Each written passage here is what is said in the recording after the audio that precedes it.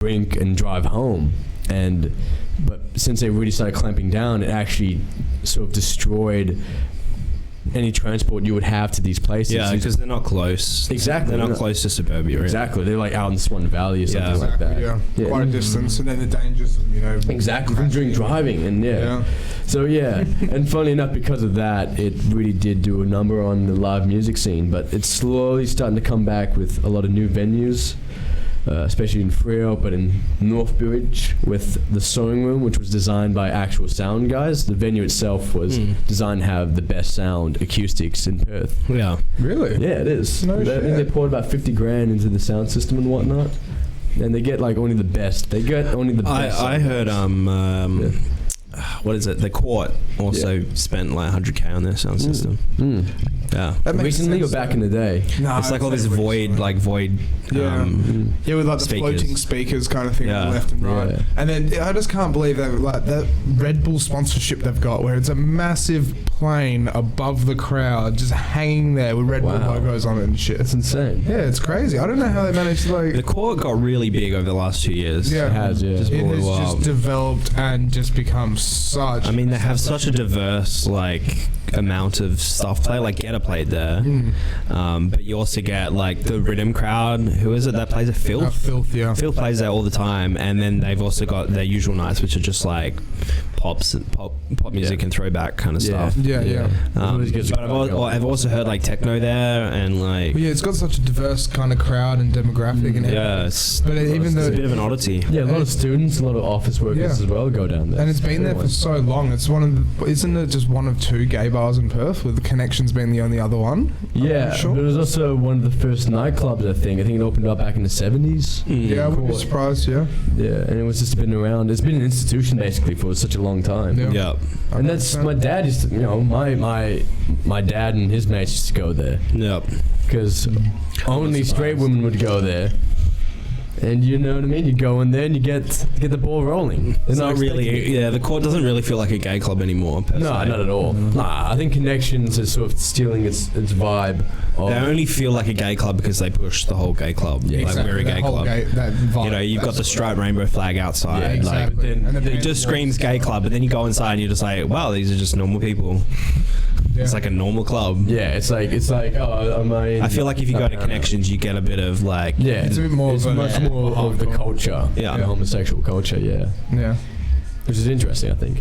Yeah. So talking about hospitality and everything like that, though, like with Bryce, like you've recently just worked at the Empire Bar. Yeah, I'd worked at the Empire Bar for a few months. Yeah. That was pretty good. Good experience. What did you do there, and what was it? What was it like? Hospitality.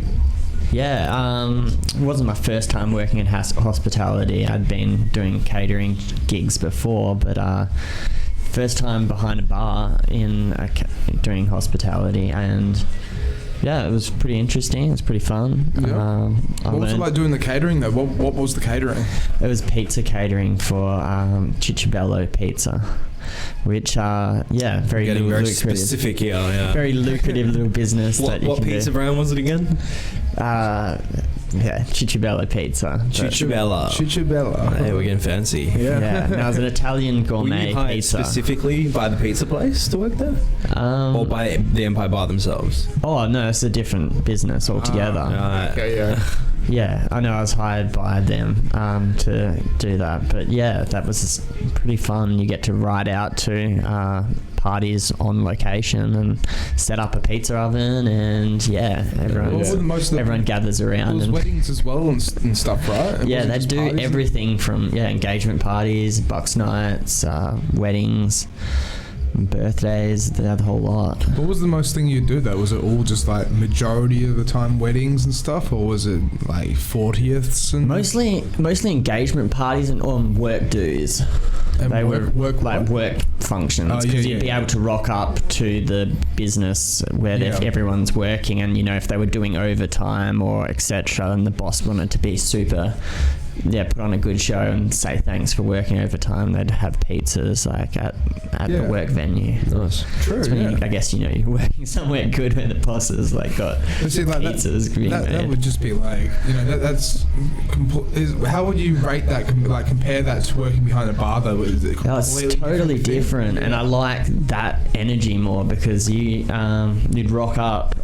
It's more thinking on your toes, I guess. As a musician, you'd appreciate that. It's like anything where you're rocking up on location, and there's always inevitable differences. Working behind the bar, it's just the same structure all the time. Everything's already set up. There's a routine around things. Regulars as well, the same customers sometimes. And everything's all set up the right way, like Spirit Rack here. This is where your glasses go, the dishwasher's here, that kind of thing. Some people like that, but I think some people like the spontaneous, things are different, and then how do we deal with that problem? Yeah, because I can imagine it'd be a lot more fun being out on the job kind of thing. Yeah. Set up, we'll set up the trailer here, we'll do the pizzas here, and then, the function's over there inside, so, they're going to come outside at a specific time or something. Should we set up a table? And where should we set that? How are we going to hide the power cords? All these things that... as professional as possible and good. And you've only got an hour window that you've left yourself to sort out all these problems that might arise. Yeah. So it really is it a very high pressure sort of environment? Because I know being a chef, especially catering for events, can be pretty intense. I think it only gets intense if you've left it too late, and it's like people are hungry. Getting angry. Yeah, getting hangry drunk myself, people. To be honest. I definitely did eat it for a while, and I got to a point where I just couldn't look at a pizza for a few years. That's a similar thing with me. Like whenever I go out and about, and if I work at a few bars throughout the week, then I'll always just get a pizza, because who wants to take home a Parmigiana or something like that? Yeah. But if you take home a pizza, then by the end of the week you just had 4 pizzas this week because there's too much cheese. Way too much cheese. It's not sustainable. It's not good for you. But all right, well, Mitch, what about you though? Oh shit, here comes my question. Yeah, what got you into music and stuff like that? Music. I mean, music, I'd always been into consuming music. Into what music? Consuming music, ever since I was young, because you know how everyone sort of gets into music by listening to their mum's CDs? Yeah. She's just got a collection of random CDs. I had a big box of 60s through 90s bangers, basically. So I grew up with that, and then I quickly went through early high school into heavy metal. And then I got interested into EDM stuff. But during that time that I got into EDM, I also got really into video editing. And so I was just really into trying new avenues of creativity. So I started to make my own tracks. I only think I ever completed 2, and that was shit, not mastered very well.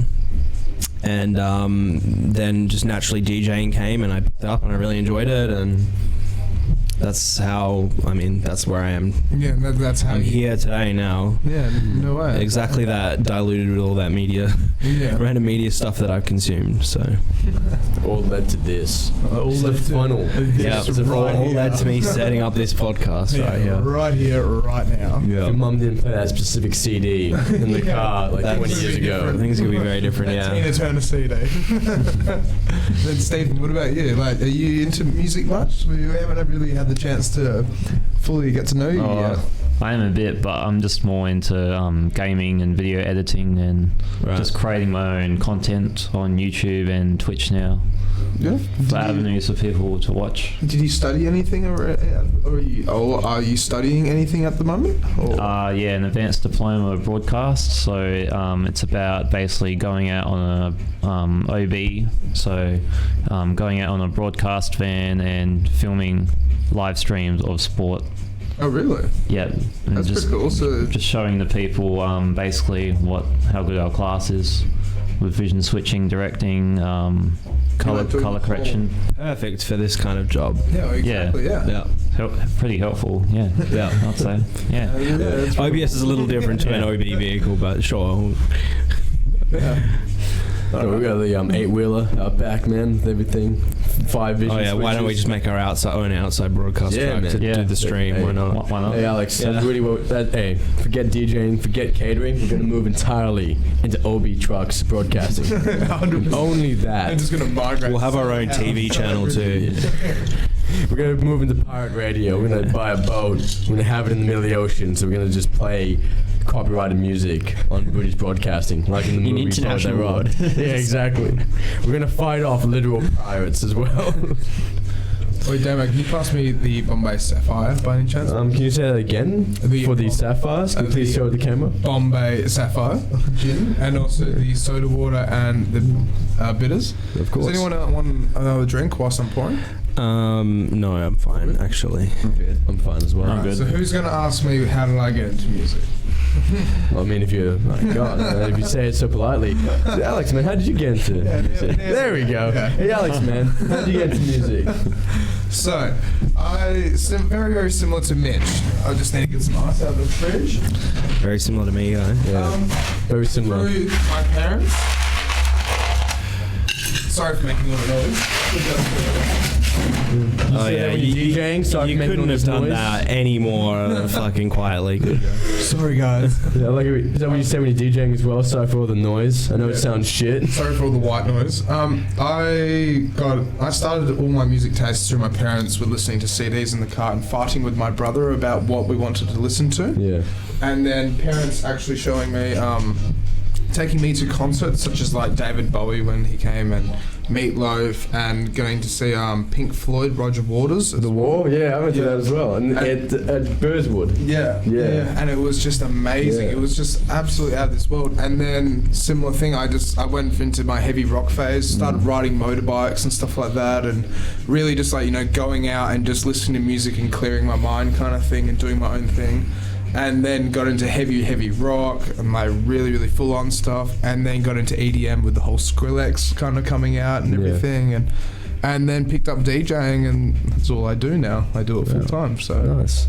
And I'm surviving as a DJ in the music industry in Perth. That's really cool. So yeah.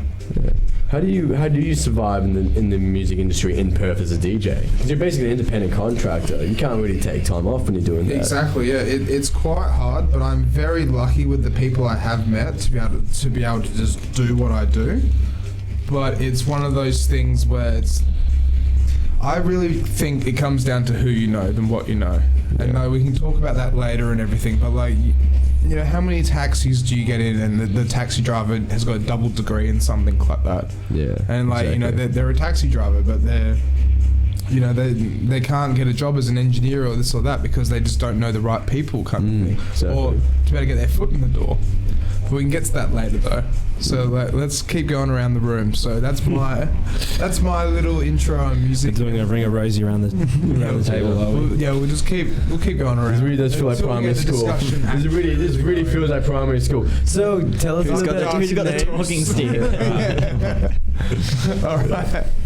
So, Damo, let's just do what we do the other podcast. Let's just get this ball rolling. Get into it, man. Yeah. Let's just bring something up. Let's talk about it. Yeah, let's do it. Hey, man, Mitchell, man. He's gonna question. In England for 5 months, bro. Like running in England for 5 months, experiencing the dancing scene. Like, what was it like? Was it like organizing? Tell us about it. Come on, bro. You did mention it on one of the other podcasts ages ago. So for the audience that don't know, I went on exchange to the UK as part of my university degree. But while I was there, obviously, I took a lot of time to get entrenched in the music scene over there in UK and mainly Germany and Amsterdam. I didn't really go out into the other countries and spend nights out there, so I can't really comment on them. But specifically the UK. And it was really good. There was a lot more risk taken. Like the DJs were a lot more risky with their song choices. When you compare that to Perth, do you mean that as in like a lot more underground and trying experiment? Well, I think if you listen to DJs in Perth, a lot of the music you've got to be really careful, like to play songs that people know. Yeah. And so you will know 90% of the songs that a DJ plays at a regular nightclub. You're essentially a slave to the audience. Let's not go that deep. It's just, we give people what they want. From a professional's point of view, no, you're not a slave to the audience. You're getting your slaves. No, I feel like no, you're getting paid to do a job, and you have to do that job. But then you can do. It's just like with anything. There are multiple ways of doing that job. Yeah. You don't have to just go, okay, I'm going to go and dig a hole in this specific way and do it starting here and ending there. Yeah. You can dig a hole in whichever way you want. You make it as big as you want. You can put whatever the fuck you want in it. You can do whatever, with the whole entire situation. So with that, like, when it comes to playing music, I just play what I would think people would enjoy, and then I look at them, and if they're enjoying it, well, then it's always give and play with being a DJ. Yeah, exactly. Yeah. And the Perth crowd, from what I can compare between here and the UK, is that the Perth crowd likes pop music more. Yeah. They like mainstream 100%. Stuff more. Yeah. People tend to go out, like when I went out with people over there, the night wasn't about going out, getting wasted, and dancing to music. It was there was actually something in them for like, I hope they play this song tonight, and like particular DJs on right now. Yeah, like they know the DJ names. Yeah. They go there for the music, not for the environment. Like a lot of people go to a nightclub for the mood, or a bar or whatever. A schmood. But not a lot of people go there because of the act or the music per se. I just feel like it's a bit more exclusive there. It is quite shit with that. Yeah. Because then that's how it's actually damaging the nightlife industry within Perth. Because if people aren't going out, unless Getter's playing or unless Dylan Francis is playing, well, then how do you support local acts? How do you support local events? We're so far from absolutely everything. And you got over east, you get all these big artists and big acts and that. But then, Well, I even had that when I was in Essex. I mean, I was in Essex, right? In Colchester. Yeah. And anyone who knows Essex and where Colchester is, it's an hour out of London, so it's not exactly like big news. No, like people play London, they play Manchester, they play the big cities, Liverpool, but they don't play Colchester. But that said, we at a university nightclub on a new university campus on a university day, we had SAS play. Wait, who? SAS. I don't think I know that. It's like 5 different DJs. One of them is Mackie G. So we had Mackie G play at a university nightclub on a school night. Like this is like a Tuesday night. Yeah, that's pretty cool. And that was also the good thing about being in Europe is that every night is party night if you want it to be. Exactly. There's the population for that. Yeah. And the nightlife for that and hospitality for that. Well, no, there's not even. I was in Colchester, a population of 100,000 people. Right. Yeah. There's a tenth the size of Perth, basically. Yeah. And it's still like they had 3 nightclubs in the town centre, but every night they were full. Yeah, every night is party night. It's not restricted to the weekend.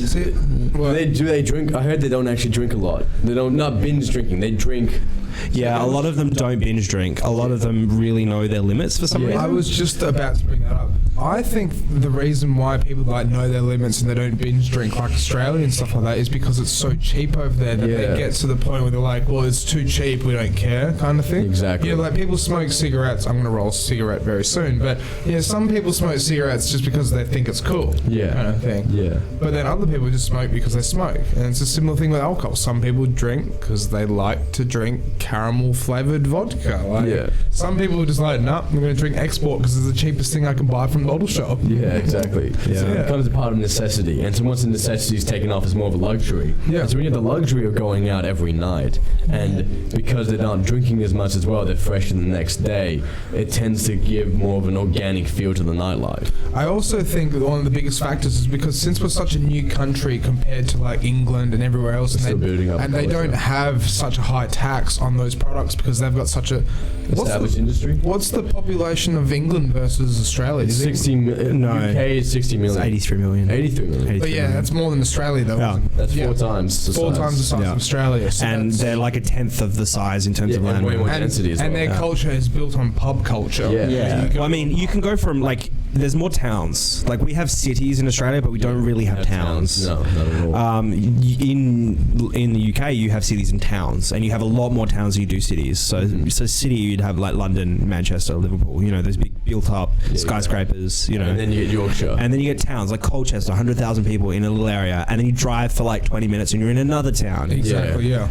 That's a very European thing. That's a very European thing. We don't have that here in Perth. Yeah, no way. But most, like 99% of the time, I spent clubbing in Colchester. I didn't spend the hour on the train to go into London to club in London. No, you should have. So people in my area, like in the town surrounding me, so you've got like Norwich and you've got like Cambridge and like they party in their own little towns. Yeah. So everyone knows each other. And are they university? Is Cambridge? And every night is party night. And is Cambridge a university town?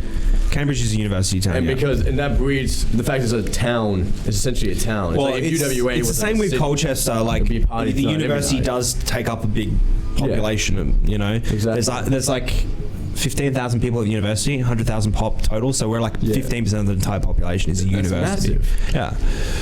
So there's a lot of young people as well in this area, and they're because in one town, and they're students, and that's why they can have nightclubs there. Exactly, right? Because everybody stays on the campus. They don't take the trek from the 40-minute trek from Norwich to and then drive back at the end of the day like we do here in Perth. Yeah, like we could have nightclubs on our university campuses, but people drive home. Exactly, they don't live on campus or around campus. Really, used to. It wasn't like a nightclub, but like Curtin Tavern Wednesday nights. That was just the place to be. And living on campus, people would still go to Curtin Tavern in general. Yeah, but see, I know you see that as a club. Well, not even a club. No, it's a there's a university night. I'm talking about like the university I was at had 2 full-on nightclubs. Yeah, like night clubs, set-out nightclubs. Yeah. So with a dance floor, a stage, production lighting, a sound guy, a visuals guy, the whole shebang. Yeah. It was a similar size probably to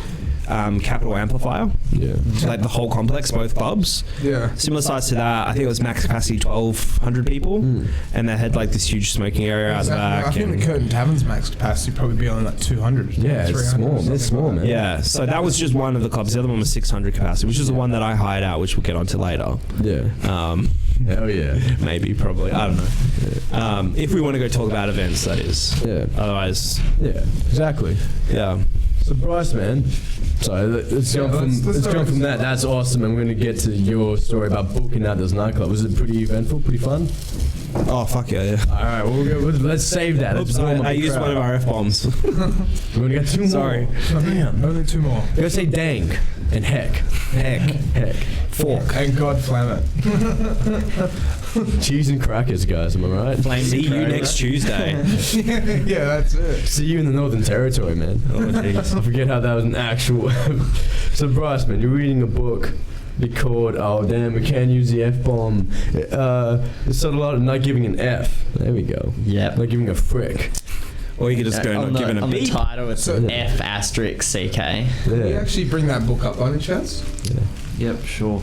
Cheers, Steve. So, yeah, and you said that... Because I can't even remember the author's name. Mark Manson. Mark Manson. Charles Manson. Charles Manson. Yeah, he wrote the book. It's like Mark yeah. How to kill what's the woman's name? How to Kill a Mockingbird? No. That's a man. I love it. Charles Manson, a known neo-Nazi, he wrote How to Kill a Mockingbird, a book about overcoming racial prejudice. Yeah. And not judging a book by its cover. No, but how to. Never mind. What was the woman he killed? I just watched Once Upon a Time in America. Once Upon a Time in Hollywood, and there was Roman Polanski's wife. Counterintuitive approach to living a better life. And that is basically it. It's very counterintuitive. Like a lot of times you read a self-help book and it's almost telling you what you thought was the answer, but just spelling it out. So what made you want to read this book? Like what... that it looks cool. It looks pretty interesting. But like how? It was a friend lent it to me. Someone, gave it to me, and I was like, okay. And when they started talking about it to me, it sounded kind of profound. So what's actually involved in it though? Like, is it just about like not giving a frick? Very much. It's like one in of a the nutshell. self-help books, right? Yes. It is. It's like it's a counterintuitive self. It's one of the new eras of self-help. Yeah. You know, it's in a nutshell. It's basically just grow a fucking thick skin. Yeah, essentially.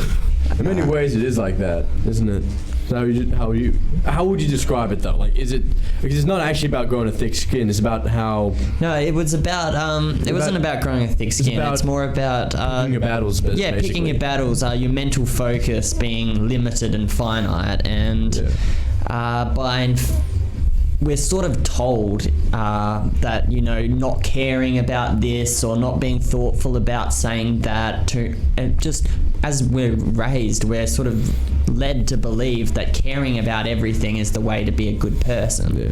But it sort of takes that sort of and flips it around by saying that by thinking about things and caring about things and everything, I can't actually pick my battles and actually put focus and effort and time into a select few things. And the art of not giving an F is to like pick those battles, to ignore all the BS, so to speak, and focus on the gold gems out there. Yeah. It's beautiful. It's a beautiful mindset. Well, it's definitely a way to go about things, because you can't get caught up in what you're doing. You got to really like just, you know, figure out how you want to do things and get to where you want to be, kind of thing. Like previously, just before we went live, we were talking about how you wanted to do a catering.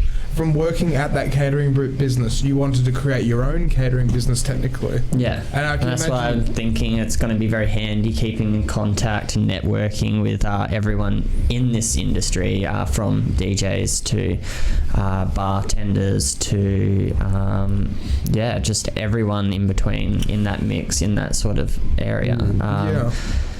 Yeah, it'd be nice to have eventually a catering service that is just one point of call, that the person throwing the party doesn't have to talk to a DJ, doesn't have to talk to a photographer, doesn't have to talk to a whole bunch of people when it's their big day. They can just have one point of call. That'd be me, and I'd be doing the food, and then I'd liaise with whoever's doing DJing, whoever's doing setting up. Basically be like the function organizer, basically, in a way. Yeah. Well, for the food, the entertainment, the music, like. Yeah, just sort of doing the logistics of it and organising of it and setting up. Yeah. How soon do you reckon you could start actually until you can get this kind of idea on its wheels, kind of? Yeah, I think about a year. I'm going to start saving for a good year. That'd be pretty awesome. A year and a half, and because at the end of the day, it's not something you need a fixed address. You could do this in a backyard, basically. In the back of your car. Yeah, like as long as you've got a trailer to transport the oven, you have a cooling system attached to your car and powered by your car. And the main cost would be getting some sort of approved warehouse like that passes health and health safety standards, that you can do the prep work going to. But the rest of it's all just advertising online, isn't it? You don't need to. Definitely, once you have got like the warehouse sorted and you've got the van and stuff like that, well, the trailer, hit me up, because then shout out to one of my employers, Elite DJs Perth. We should be able to hopefully try and tie you in, be able to actually work together, kind of thing. Because like Elite DJs Perth is just weddings and functions and everything. Cha-ching. Business deal. Done on the fly. But then that way, when we go and meet with the bride and the groom, we start talking about music and stuff, then we can try and be like, well, we know a guy that can do pizza ovens. Yeah. I can actually do, freshly made oven-baked, wood-fired pizzas, that's the term, right? Wood-fired pizzas. Wood-fired pizzas are a bit trickier. Is it wood-fired or oven-baked? It'd be oven-baked so much easier to do, because you can just put it on a conveyor. On a conveyor that goes through the oven, and it already times it, so you can't fuck it up, basically. Like if you get stuck talking to someone, or if I'm like, because I want to still be able to organise the event whilst I'm cooking the pizzas, so if I'm stuck or held up with some issue, there's not going to be like flames pouring out of it. It's just going to go through and come out the other end, stay relatively warm, and you can come back, scoop it, and cut it, and hand it on. We have one of those at the Flying Scots where they're actually one of the coolest oven systems ever. Because like if you want to cook a palmy or something, you literally just chuck it through there, and then when it comes out, it's cooked. Because I've worked at Domino's as well. Like every place that does pizzas, from your local pizza store to, they're all using the exact same oven type. Yeah, they are. Like these things must be mass produced like heck in China. It was the same with Macca's, like cooking hamburgers. They basically had these machines. You slot like each ingredients into the machine, and you push it into the machine. It goes, cooks it all, pushes it together. They pull it out into the box. Does Hungry Jack's have the same one? It'd probably be similar. Yeah. Really? I honestly thought with Macca's they'd actually... They have these yellow sliding things. You just put all the ingredients in, you push it in, and it's like... That's what they are. And then, No way. Straight out into a box. That makes so much sense. Speaking of the whole oven system, I was like in the country. I was in like a country town of like 300 people. Like it was like 12 hours out of Perth. Yeah, it was about 12 hours east of Perth. 6 hours. Is that when you were traveling to Uluru? Yeah. And they had. I went into this I went into this, grocery store basically. This food bar. And the guy had the exact same oven system that you're talking about that you have at Domino's. Yeah. And they're great pizzas. You're eating them, you're like, this is great shit. This is good.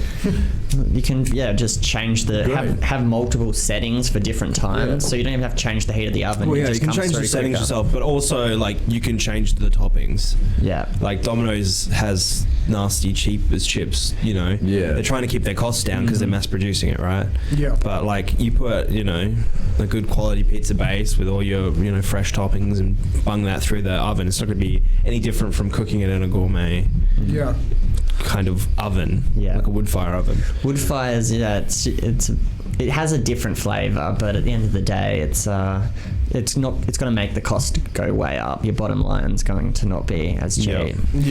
People just want warm food.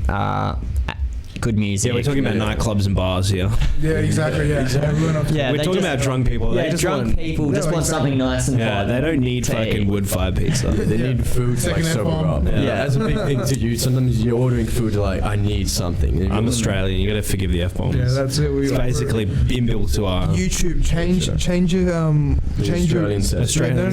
Change your rules and regulations for regions. Yeah, so Australia's allowed like the C word. So we can swear. Yeah. So we can speak Australian. It's too hard to speak proper English. Yeah, we're not English. We're Australian. Speak Australian. We're Australian, mate. That's what we're doing. We're the convict. Can we actually pull up that? Just for a video that I want to pull up on the stream. Can you look up Tropic Thunder, speak Australian? Yeah. Sure. When Robert Downey Jr. he's just like... He's like removing the blackface. Yeah. Oh, dear Lord. Speak Australian. Well, if you thought we were going to be demonetized for swearing, we're definitely going to be demonetized for Tropic Thunder. You get copyright strike. Yeah. Buddy. Well, it's the same as being demonetized. What? Copyright strike is... the monetization goes to the copyright holder. Those are two separate words, Not Mitchell. the 8 minutes one. Yeah, maybe go the 2 minute one. 2 minutes. So YouTube change. So we Are we don't care allowed to about show games like anymore? 2 minutes of it though? No. Like it can't. No, It's like we can't show like 2 seconds of it. No, don't even worry about it. Yeah.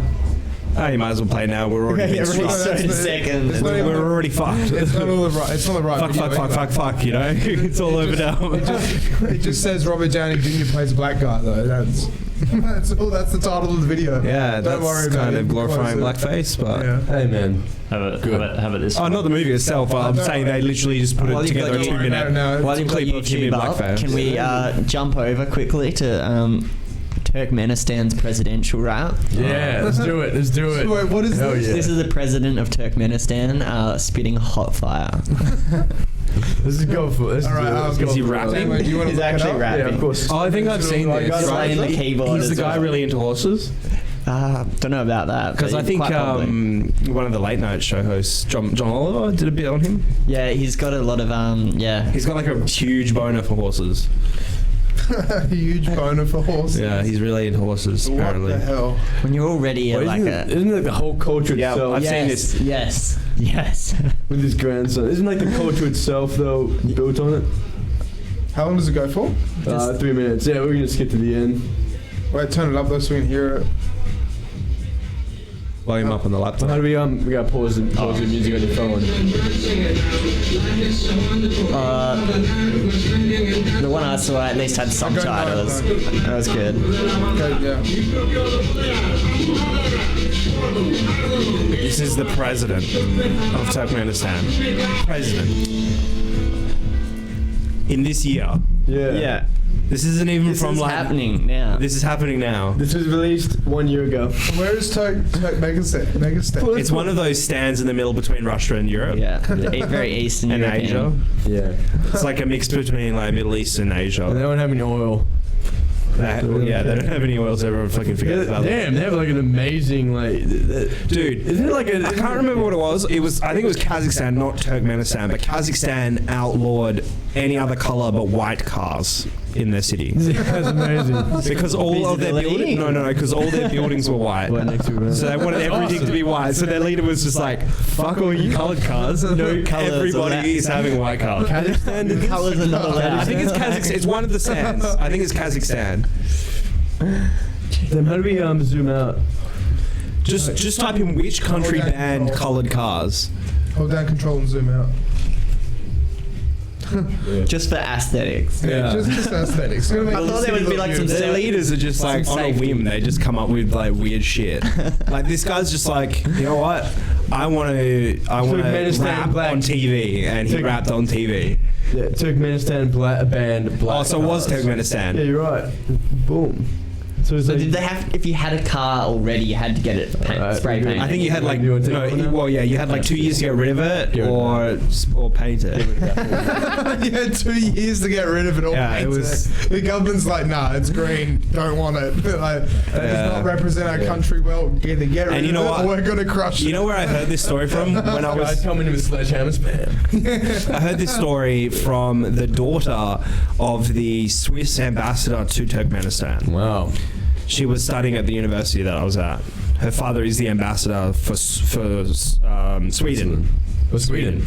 No, Switzerland. You're right. Yeah. Switzerland in Turkmenistan. Nice. And their family had to get a white car. Had to get a white car. Yeah. Even like they don't even have diplomatic. Because obviously the ambassador flies there with his family and lives in the consulate, right? So even if you've got diplomatic, you're super rich and you can get a Ferrari, you can't get a red Ferrari. No, it has to be imagine being Ferrari. a criminal. Imagine being a warlord. And to really like be like I'm just fuck this guy. I'm gonna have an armada of green cars, green and red cars. I'm gonna paint them pink, hot pink. That's right. the fuck with them. All right, so let's get back on topic. Yeah, right. That was beautiful. Okay, so let's just talk about music in general. Like, let's compare our tastes and stuff like that. All right. I want that. Let's So- talk about music. So I mean, I listen to everything. I legit listen to everything, as long as it sounds good and it's not. Well, that's boring. Why don't you give us your top 3 Yeah, what about artists? Mongolian throat singing, Alex? Mongolian Throat singing. You heard that shit? No, I have not heard of that shit. Yo, Steve. Jamie, can I pull that up? All right. Yep. Yeah. Sure. Hell yeah. What is a Mongolian throat singing? Yeah, Mongolian throat singing. I love how easy it is for us to get off topic. Yeah, man. Hey, man, we're talking about different music from different. I'm sorry. No, we're talking about our music I'm taste. sorry. You are not into Mongolian I'm throat sorry, man. singing. Are you saying that You just think this is a meme. Are you saying that different cultures don't? You don't actually fucking like this. Wow, fuck Oh Mongolia. my god, it's this. Was that you into this, man? You into other cultures? Oh, yeah, for sure. Hey, Mitch, Ever how thought can you about be- mixing this How can you be working in other countries? Can we turn it down? Yeah. No, we're gonna turn it up. I think we should turn it up, actually. Fuck me. So do you Yeah, I definitely played the Saturday. If I got the chance. do you enjoy that? You enjoy No, that? I do not enjoy What that. situation can you see yourself playing that? Yeah, exactly. Like on the beachfront, I just slip. What about Yugoslavian? What about Play it from the Yugoslavian middle. music? No, Like I actually enjoy Play from the Yugoslavian no, music. we're not looking that up. Fine. Wait, you actually really enjoy it? I actually I know specific songs. Is that in your top 5? It's legit in my top Go 5. back. So Okay, you can pause now. Yeah, you can pause it. You pause Mongolia. Yeah, like I'm over Mongolia now. It was like 30% of like Asia is descended from Genghis Khan. Sorry, say that again. Something like 30% of Asia are descendants of Genghis Khan. Yeah, because he just went around fucking raping everyone. Yeah, he did. He literally. But by descendants of Genghis Khan, they made descendants of his family, no his bloodline of him, literally. No, not of him, literally. That's what I'm saying. Of his extended lineage. Yeah, exactly. All right. So it's not like he went around and raped, no, he's like hundreds upon hundreds. He's like, of women. my great-great-grandfather was Genghis Khan. No, it was him and his constituents that did all the raping. Yeah, exactly. And they're all counted his. Yeah. For some reason, Genghis Khan's. Well, yeah, because it's like what is it? It's like a Pacific. It's just like his war band that went around and just like doing what they needed to do. And they had similar genetic markers that they could just trace back. Then, like everyone did have very similar genetic makeups. Especially if you're Mongolian. If you're a Mongolian farmer, you would have very similar genetic makeup of the other Mongolian farmer in your tribe. I'm just saying that number they say 30%. Obviously, it's inflated because they're also using, not just Genghis Khan's DNA, but his constituents' DNA. Exactly. But the fact is, and that includes his thousands of warriors. All right. The fact is, like a literal army, We're talking literally about half the world's population. Yeah, 100. Because there's half the world's population in Asia. Yeah, but half the world's population, 3 billion, are descended from how big was Genghis Khan's army? Probably would have been 100K or something. Yeah. So imagine 3 billion descended from that. Topic. Mongolian military. Interesting. So now we're talking about Genghis Khan. Let's bring it back. We were talking about what was it before? Yeah, what's some music that you actually let's talk about that. Yeah. Enough Genghis Khan. Never about Mongolia. Aren't we supposed to be talking about music? And that's what exactly. Yeah. I'm trying to bring it back. Let you guys go on a little bit of rant and let's go. Let's bring it back. Okay.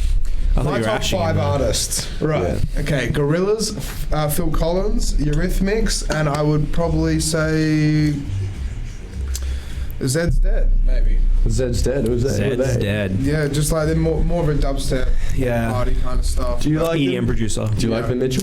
I like some of their songs. Then definitely nowhere near my top favourite, but there are a few songs. Just more of their older stuff though, I would say. See, I haven't really listened to their older stuff. I just sort of know their newer stuff. So. Did you ever listen to the Somewhere Else EP at all? No, I couldn't tell you if I did or not. Okay. Because it's only been for the last sort of year and a half that I've actually been following artists. Before it was this is on, I downloaded this, but I don't recognize the name or the song name. It's just it's this song again. Yeah. All right, well, Damien, what about you? Your top 5 artists? My top 5. Can you think of them? I can think of them. Yeah. Are you sure you can think of them? First one, David Bowie. I wasn't expecting the answer to this question, bitch.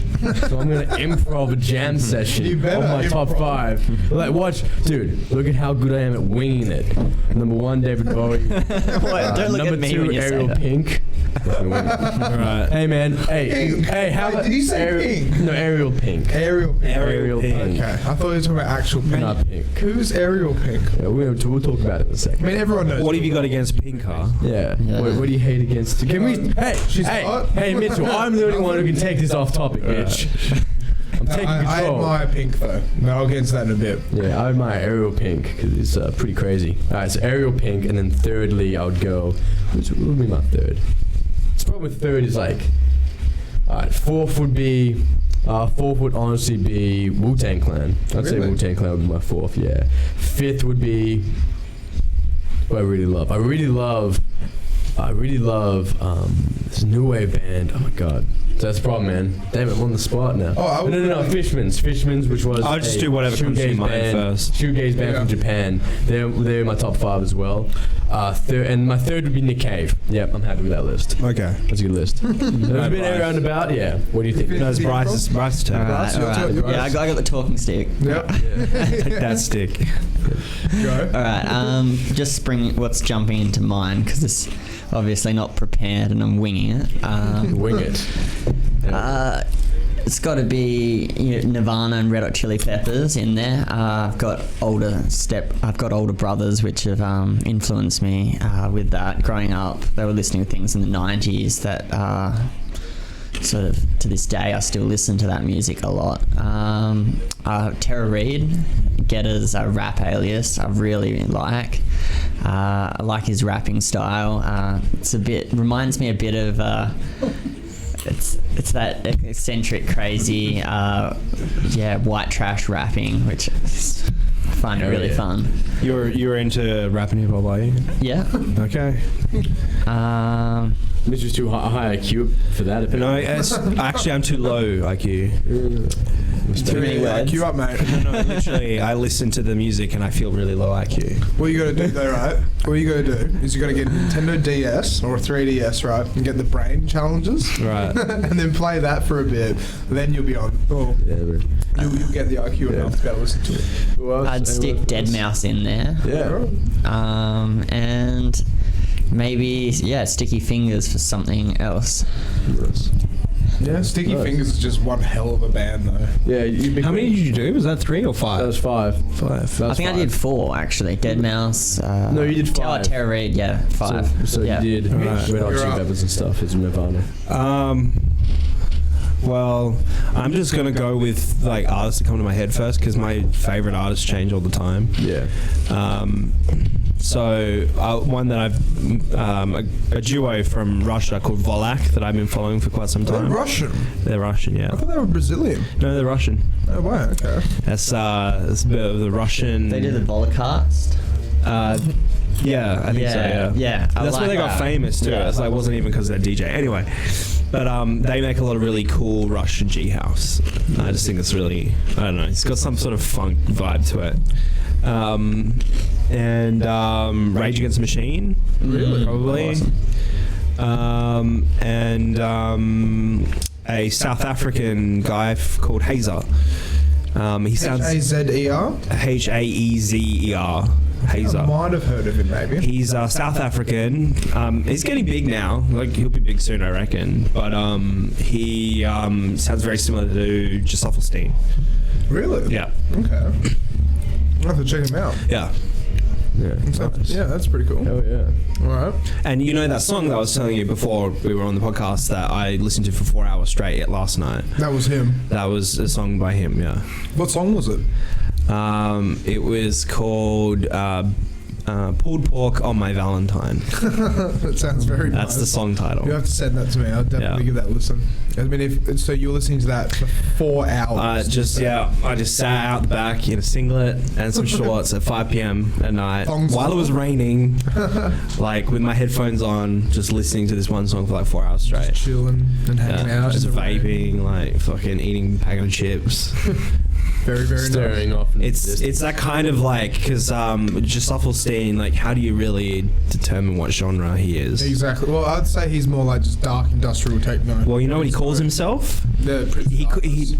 Well, yes, he calls himself that, but he calls his genre of music new techno. NU techno. Yeah, that makes sense. Yeah. So when I looked up new techno, that's where I found Hazer. Okay. So I feel like that's the sort of genre, but it's like for some reason all the artists are French. Yeah. I found this one South African dude. It's a very French. So it's like French techno. Yeah. Featuring South Africans. Like French heavy industrial tech house. That's like what it is. Yeah. But yeah. It's a lot of screeching and banging and sort of like warehousey sounds. Yeah. All right. I love their obnoxiousness, don't they, the French? For the warehouse banging. Yeah. Very, very obnoxious people, you could say. Yeah.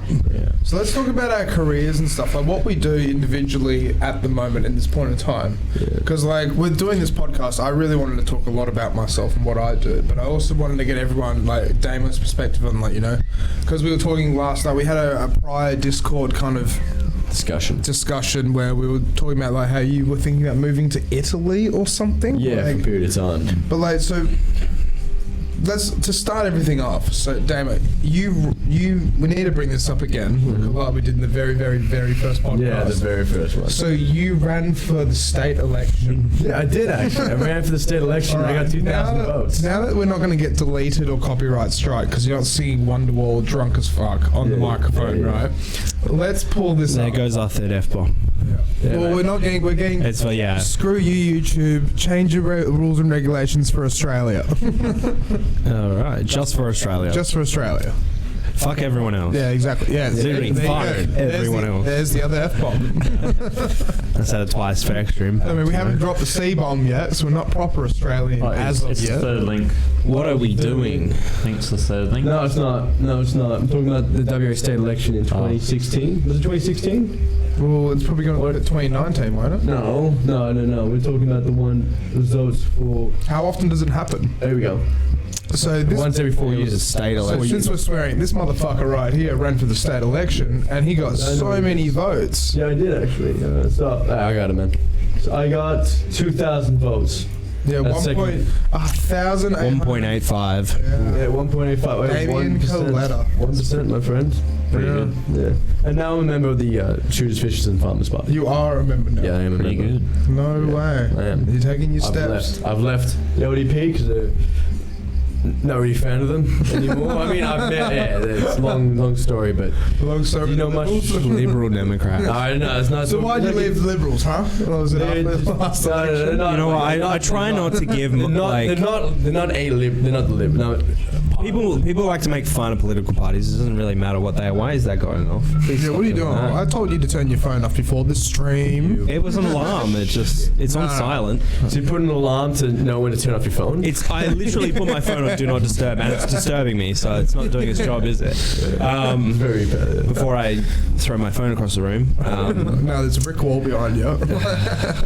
I've completely forgotten what we were talking We're about. talking about political parties. Well, Yeah, we shouldn't be, but all right, let's talk about political parties. This is Talk very about interesting subject. How a lot of people give political parties a lot of flack. Oh, people just like to, you know. Yeah. It's the thing, you know. Shit on the politics. It's a cool thing to do. Mm-hmm. So for people that are tuning into this, so like I have a lot to do with the music industry, and I originally wanted to make the Infra-Red podcast all about the music, the industry, hospitality, and every other industry involved with like music and entertainment and everything. But then we're going through this, as I said in the beginning, we're going through each individual co-host and Mitch, Jamie, about what interests them and how I got them involved and what's happening And the different in their flavor they lives. add to the podcast as well. Exactly, and what's happening in their lives at the moment with everything. Yeah. So let's keep going with that.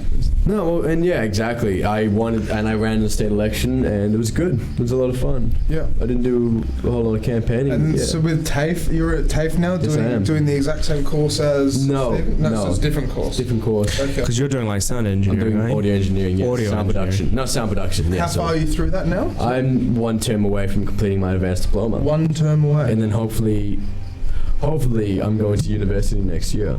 Are you going to do the same thing at uni? No. I think Because you want to do something in politics, right? yeah, I've gotten a lot of information out of the TAFE course, and I've read a lot, and I've gained a lot of knowledge outside as well. So you don't actually want to do sound design anymore? No, I want to pursue it in a different way. Yeah. I can't pursue it in the way that TAFE would set me up for. It's a lot like you here. Like you were able to then use your skills as a media technician to run this stream essentially. Yeah. But do you want to continue with media as you go older? Well, I had that existential thing where, you know... Exactly. It's an existential thing. You get going for like 4 or 5 years doing a full-time job, you start to resent it. And that's what happened to me, you know. I went through high school, like, when I got into year 10, that's when I started developing, like, I'm going to do something in film. Yeah. Originally it was going to be a director, and then it became a videographer, and then it became an editor. And then so I finished my diploma of film and television, and then went to uni and did a degree in mass communication. And became a full-time video editor for 3 years, and at the end of that I just started to hate video editing, and so I was like, who were you doing that for? I don't know who. Are you at liberty to say who you were doing that for? Yes, Disbank. Disbank, okay. The parent company is Rembar. Yep. And they're just a local Perth company? Yeah. They're based out of Jollymont, which is Wembley. Okay. But anyway, it's not anything to do with them, you know, they're lovely people and stuff, but it's just very monotonous work, and I wanted to do more creative things with my video editing, and so I went back to uni, and now I'm studying something completely different in IR. And music and video and all that stuff, all that technology and media stuff is always going to be a hobby. Exactly. Which is why I'm doing this, you know. Exactly, and that's exactly, to go back to what I'm trying to do, that's exactly how I'm looking at TAFE as well. I've gone at so many different skills and tools to implement in things that I would love to do later on down the track, that I can have the opportunity to study something completely different, and I can apply the skills I've learned to those sort of trades. And I had an existential moment as well. I was reading a really in-depth book on a very, on a topic from like the 1300s, and I was just going, why am I studying audio engineering when clearly this is a path sort of set out for me? Yeah. It's something that I've always been passionate about since I've been really young. Why don't I pursue that? It's tough. It's tough. It is tough. It is tough. But like, I don't think I'll ever stop looking for the next best thing. Exactly. Yeah. I'll never be happy with my job. I think people need to accept That's that. the way to do it, though. Exactly. Like, you always got to keep moving forward. The minute you get complacent and you just sit there and you're just like doing your thing and you're happy and you're just not like, as I said, not complacent. What's the word I was looking for? Comfortable, but also like not making progress kind of thing. You're complicit. Yeah, complicit. That's it. Yeah, and so with that, it's like, if you just end up just doing nothing, well then you're not gonna keep getting. You're not gonna improve. Yeah, you're not I've just lost my words. Just trying to get the words out here. Yeah, but it's a similar thing with me though, because like what happened with me was I moved to Perth and I started doing a business degree, and when I started doing that business degree, I was partying and drinking and being way too social and everything like that. Get another drink if you want one. But then what ended up happening was I got kicked out. Water. Want some water? Water is here. Sorry, interrupted. I ended up getting kicked out of the housing at Curtin University because I was partying and drinking too much. 6 warnings in 6 months. But through that, I got a warning when I was in the UK. In the UK? Yeah. Really? Well, we'll go into that in a bit. But what ended up happening was I ended up getting kicked out, moved back down south for 6 months. I hated living back down in Boston, moved back down to Perth, ended up living in Coburn, and then I couldn't study because of just the way I was trying to do things. And I started working in my uncle's pub. And when I started working in my uncle's pub, I kind of thought, well, my uncle owns one of the best pubs in Perth. Why don't I try and pursue something within that kind of industry? And that's when I met Andre. And when I met Andre, then I was like, holy crap, like this guy, he DJs everywhere. He does this. And I've always had such a passion for music. Yeah. How I used to DJ in Boston for $50 and a carton of beer. And then I actually met a professional who was a lot bigger than I thought. And then just was able to be able to just follow and hang out and make my career within the industry. But I'm never going to be complacent. I'm always going to, like I was saying the last podcast, I want to try and actually with the folk singers that we had on episode 2. It's a tough gig in Perth. Yeah, but to try and do that. If I could, I would love to play in Vic Park or play more in Fremantle because it's so close. Exactly. But it's like hoping and wanting to isn't the same as hustling and trying to get those connections and actually pursuing the kind of the career that the direction I'm trying to be and go in kind of thing. And that's why I've also started taking on weddings and everything now, because then recently, like I've lost Saturdays at the Flying Scotsman, but that's just for other reasons and all sorts of things that's happening within them. I just got told I'm not doing Saturdays anymore. Right. So I'm trying to get as many functions, weddings, gigs, whatever I can on those Saturdays to replace my residence. Shameless self-promotion. Yeah, if anyone wants a gig DJ, SquareOne. Yeah. But in saying all of that, though, bringing it all back to what we were just talking about before we started talking, I went off on a rant about myself and everything like that. Yeah. So the existential moments. Yeah. So you would never be complacent, Mitch, at all. Like when you say that, like how would you be complacent? Where do you see yourself in 15 years, in 20 years? And I'll go around the room and ask everybody that same thing. Well, I don't want a career in the music industry. You don't? Or hospitality. Yeah. I would like to start like putting on events, like as an event. like not as an event promoter, but like as the actual person who puts the event on. The event manager. Yeah, the event manager. Not even that, but just like the money, right? I will pay $2,000 of my own dollars and sell tickets and organize the whole thing, hire venues, that whole thing. That's what I want. Like a party organizer. To do, not as a source of income or anything like that. Yeah. What would you want to do as a source of income? More of like a passion project, because as I said, I want to get my creativity out as hobbies, like little like side job, weekend jobs that I can do. Yeah. You know? Yeah. Like, you know how tradies do cashies on the weekend? Yeah. These are my cashies on the weekend. And then during the week, I will hopefully work as an advisor to either a politician or a diplomat somewhere. Yeah. Well, I can't wait until next year, because like when we've been previously talking about running an event together, and I'm still all for that. Yeah. Actually trying to get that off the It's ground. mainly the money, hey. It's that initial upfront cost. That's really exactly, yeah. But then once you've got the funds for it, then you can just like, I'm pretty confident that I myself alone can pull like 150 people to this. Yeah. To these sort of events. Yeah. And so it wouldn't just be entirely me. I maybe like team up with somebody. Yeah. And then that way we can guarantee events, you know, sort of around 300 to 500 people. Yeah. I think would be good. Yeah, which would be great. That'd be great. Yeah. Yeah. Having maybe a consistent, like once a month, once a bi-monthly kind of thing. Yeah, like bi-monthly even. Yeah. Like that would be the ultimate goal. But I think for now I'm just going to sort of like spot them in, like maybe do like 3 a year or 2 a year, and just like change the theme until I find something that people want. Yeah, exactly. And then start repeating that. And keep experimenting. Yeah. Yeah. So maybe you could bring the whole London nightlife here to Perth, you know? I don't want to do that though, because the London nightlife that I've seen is not very good. Oh, really? Yeah. You would actually know Colchester, even Colchester. It was more fun in Colchester. Like more people lost their inhibitions. Like London's because it's seen as one of the like. Posh. Yeah, but not only that, it's just because when you go to London and you're there for the nightlife, you expect a certain level of like... Exactly, you'd expect it to be part pastiche to it, yeah, you know? You're going to the Ministry of Sound, you know? You want to go to Fabric Night. And so the DJs that play there play fucking weird shit. And like, weird shit is great in small quantities, like... dash through a good set, right? Yeah. But it's just weird stuff. And so I went into the Ministry of Sound. It was just like minimal house all night. Yeah, and so I don't think I can... There's no bell curve. There was no raising in energy or lowering energy. It was just flat energy the whole night. For like 8 hours straight, and you're just sitting there like... Really? You're trying to dance, you can't dance to it. You can't even enjoy it. I mean... That's exactly it. That's what I was... Well, not in long periods. That's what I'm saying. Like, I think I explained this on one of the other podcasts, but I went and watched Gesaffelstein live over in Melbourne, and it was just a techno night. And I got there at 9 o'clock, and he was playing at 1:30, right?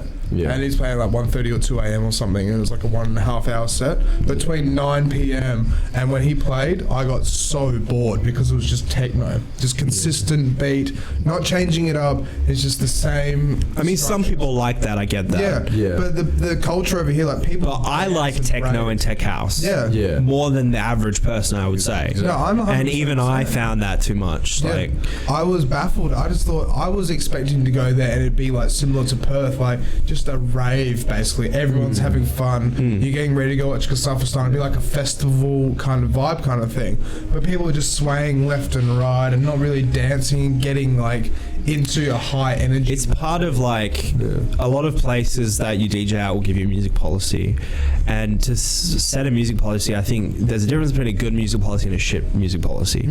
Shit music policies will be like stick to genre A, B, C, and D. Right? Yeah. That's so cut and dry. And it is, yeah. If you're playing just like 3 genres for the whole night, people aren't going to stay for very long. They'll stay at your club for like an hour and then they'll be like, hey, this is getting a bit boring. Let's go to club 2. Yeah. So what you want to do is, instead of setting a music policy on genre, you set a music policy on mood, on vibe. On style. Yeah. Not even on style, just on like vibe. Energy as well. Yeah, we want like a tropical summer vibe. Right, yeah, play whatever genre you want, as long as it's tropical and that theme and summer vibes. You know, see, that's what I was saying before. It's like whenever I play out and about, it doesn't like someone can give me. It's kind of funny. So, for example, I was playing at this place called On the Point. They told me that they wanted specific, like oldies. They just said oldies, right? Yeah. And this is an extremely expensive restaurant, right? And it's really, really cool. I love playing there. And it's just such a good vibe and good ambience and atmosphere and stuff like that. But what I'll do when I go and play there, and after playing there the first time, just playing nothing but old school, and then the second time playing a little bit of like other stuff, the third time and the fourth time I haven't actually stuck to just playing old school. What I've done is actually read the crowd and being like, okay, well, if I play Drake One Dance, I guarantee those girls at the back are going to get up and have a dance. We have that one dance. Yeah, have that one dance. And if they're giving you a music policy that's a shit music policy, then they're ruining their own event. They can't blame the DJ for that. Their own venue. You've given us this stringent, cut and dry music policy. That's what we're playing. Yeah. And they're not liking it. And but so if you give your DJ the freedom to like move to different genres, you get different, you can still play tropical house, but you can also still play like Pinal. Exactly, yeah. And it has the same vibe. You can still explore into different things. And Pinal's going to be like, late at night, you want to get the crowd moving, and then your like tropical house is maybe a little bit earlier, And that's exactly Duke them on early, now late. Yeah, that's exactly what I mean with that on the point place, because the first two times I played there, I stuck by their music policy and kept them happy.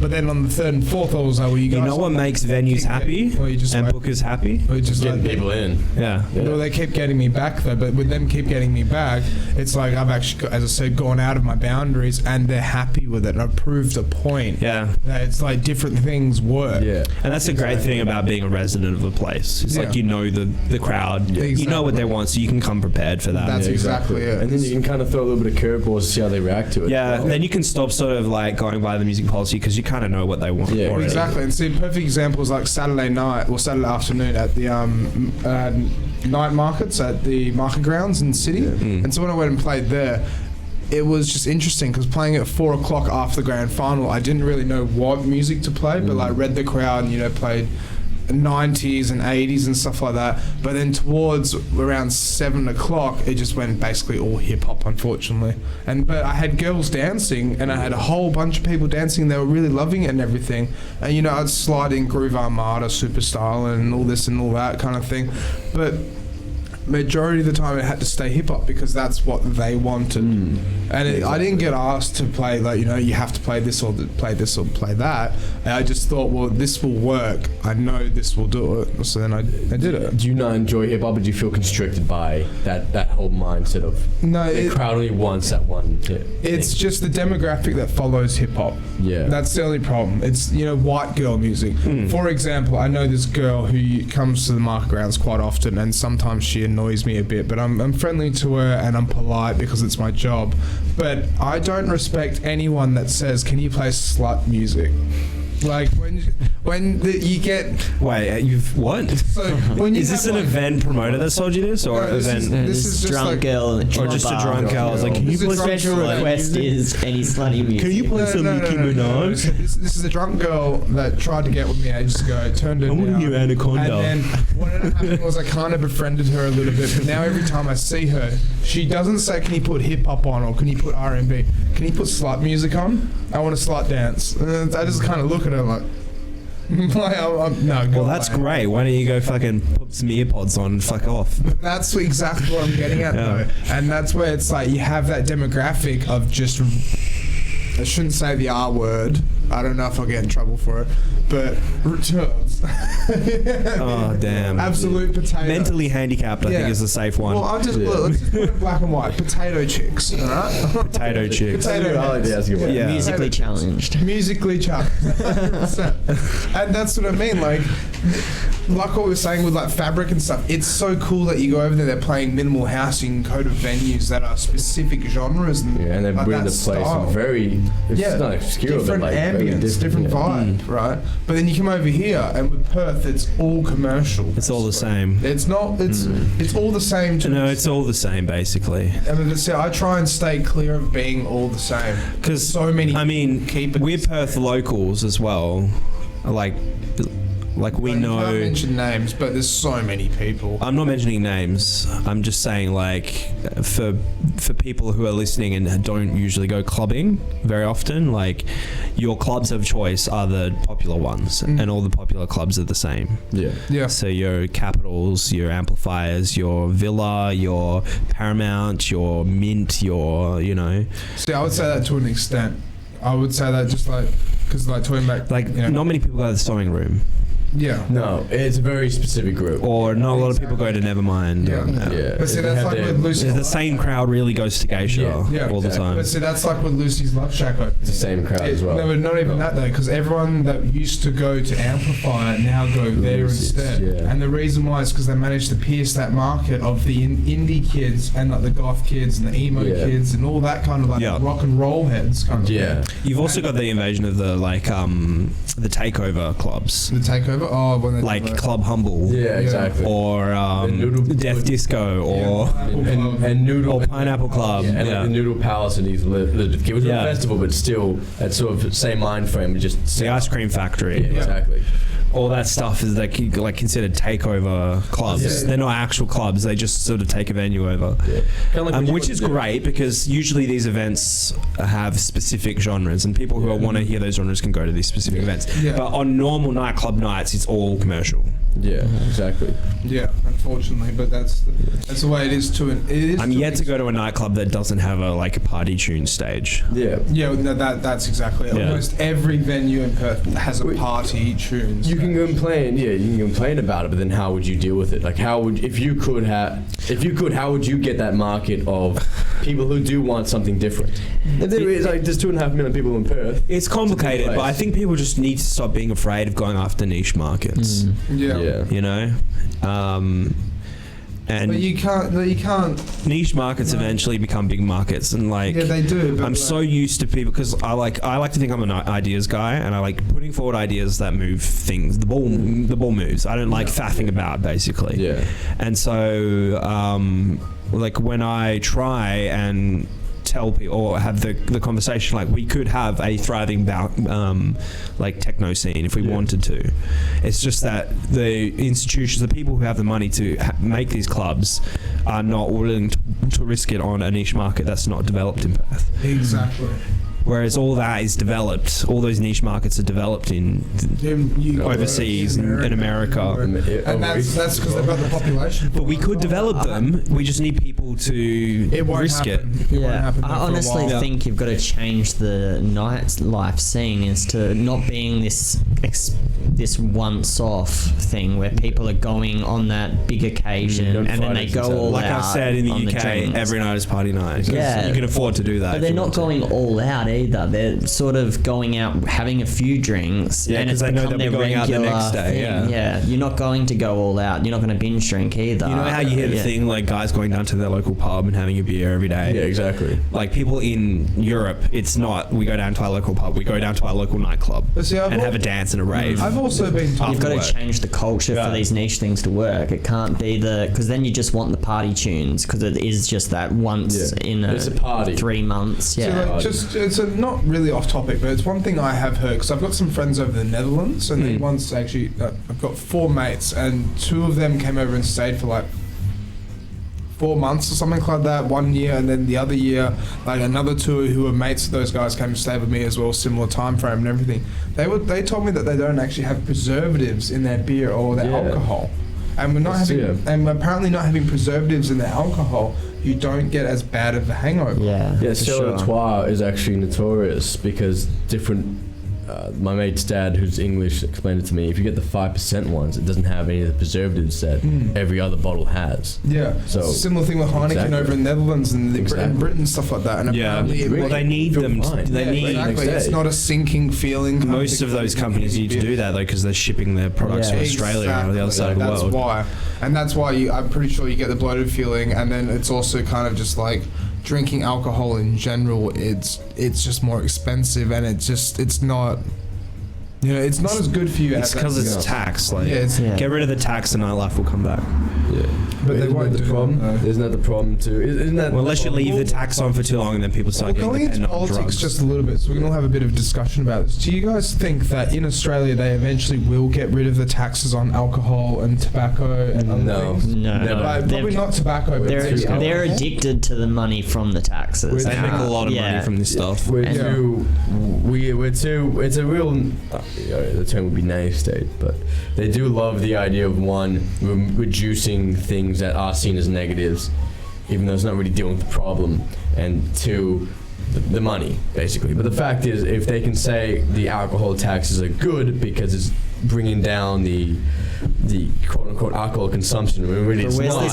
It's not though. Exactly. It's not actually doing that. Yeah. But they can say it does, is what I'm saying. What I'm saying is they're saying it is. And they can by saying, well, the alcohol tax is bringing it down, even though we know it's fixing it's not one problem and creating 5 more. Because they can then go to alcohol that isn't taxed, such as fat lambs, which... Yeah.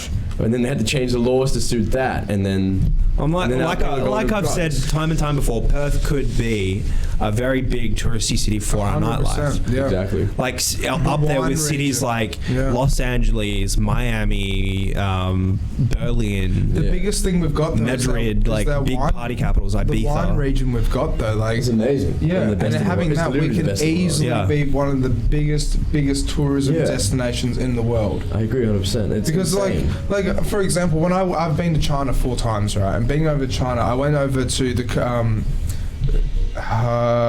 the Sheraton. We stayed in the Sheraton Hotel over there, right? That was in Guangzhou. So staying in the Sheraton Hotel in Guangzhou, they actually sold Margaret River wine over there. And that was like in the heart of China, in the factories area at the Sheraton. It's like you could I saw Margaret River wine at Tesco's in the UK. Really? Yeah, so that's what I mean as well. Like Margaret River it's renowned. It is. And we don't tax our wine. Australia's the 3rd biggest wine region in the world. Yeah. Wine producing country in the world. Wasn't it you telling me, Mitch, that we actually it's clicked after you told me that we don't actually tax our wine whatsoever because we're so worried about like have you ever noticed wine's really cheap?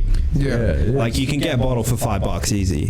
Cheaper than that even. It's actually good wine. That's alright. It's still $5 wine, but I'm saying it's not taxed. That's why it's $5. Like if you I had a French mate over and he was drinking this $5 wine going, this is good. Yeah. This is really good $5 wine. They do tax foreign wine. Yeah, they 100%. They don't tax Australian wine because they want to protect the industry. Exactly, yeah. So if they tax the wine, less people will buy wine, it'll hurt the wine industry. And it would destroy the one thing that Perth has, one industry we have. Well, it's not even about Perth. It's like, because Margaret River in itself is not a big wine region. Exactly. The Barossa Valley and... even Swan Valley like the Barossa Valley in South Australia, I think it is.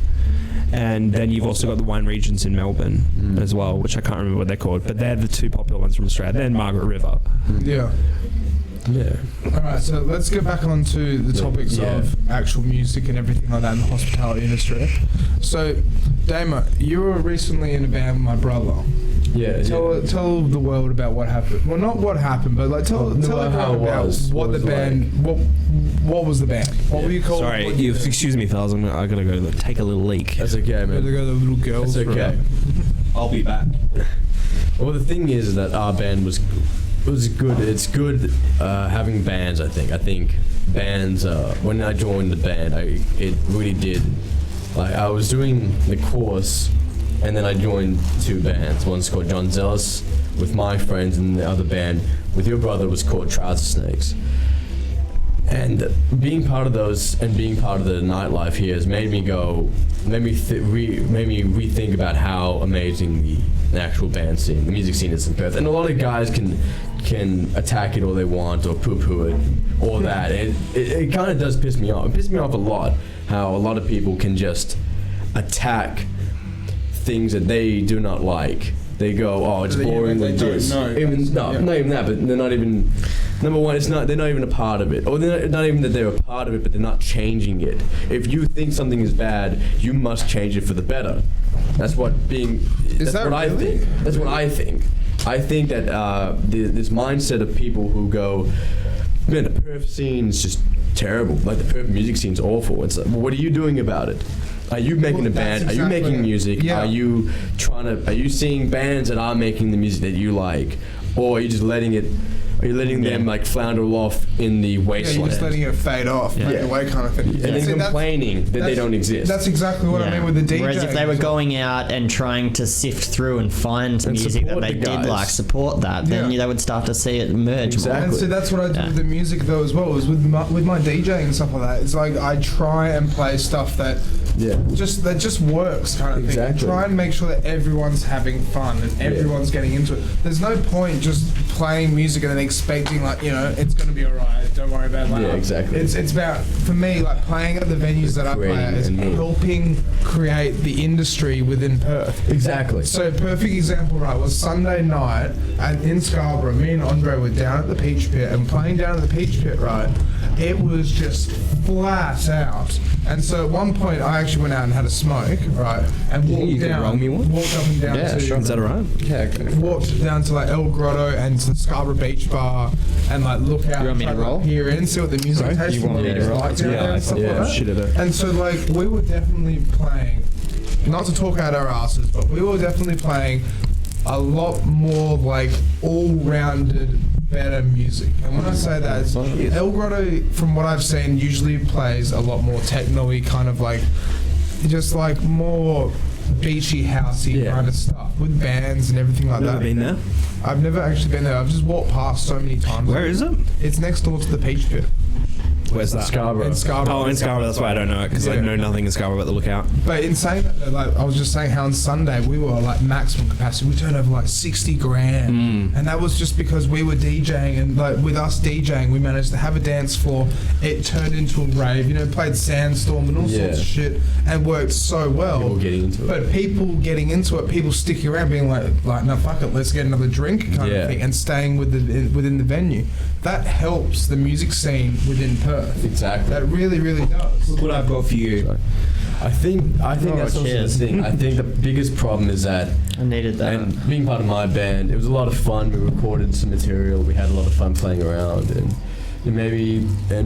because that chapter's closed with Trouser Snakes, hopefully the knowledge I gained doing that will help with other bands. And also because of playing in those bands, it's given me a real inside view of what the Perth music scene actually is like. And maybe I say that very inexperienced. Like there's guys here who are in 20 years. I wanted to be in a band once.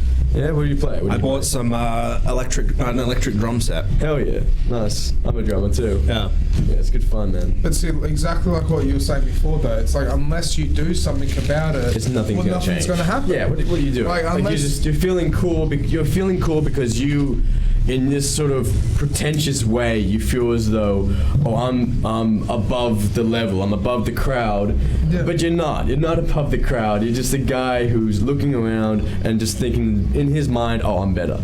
Yeah, you're still walking down the same. That's the same.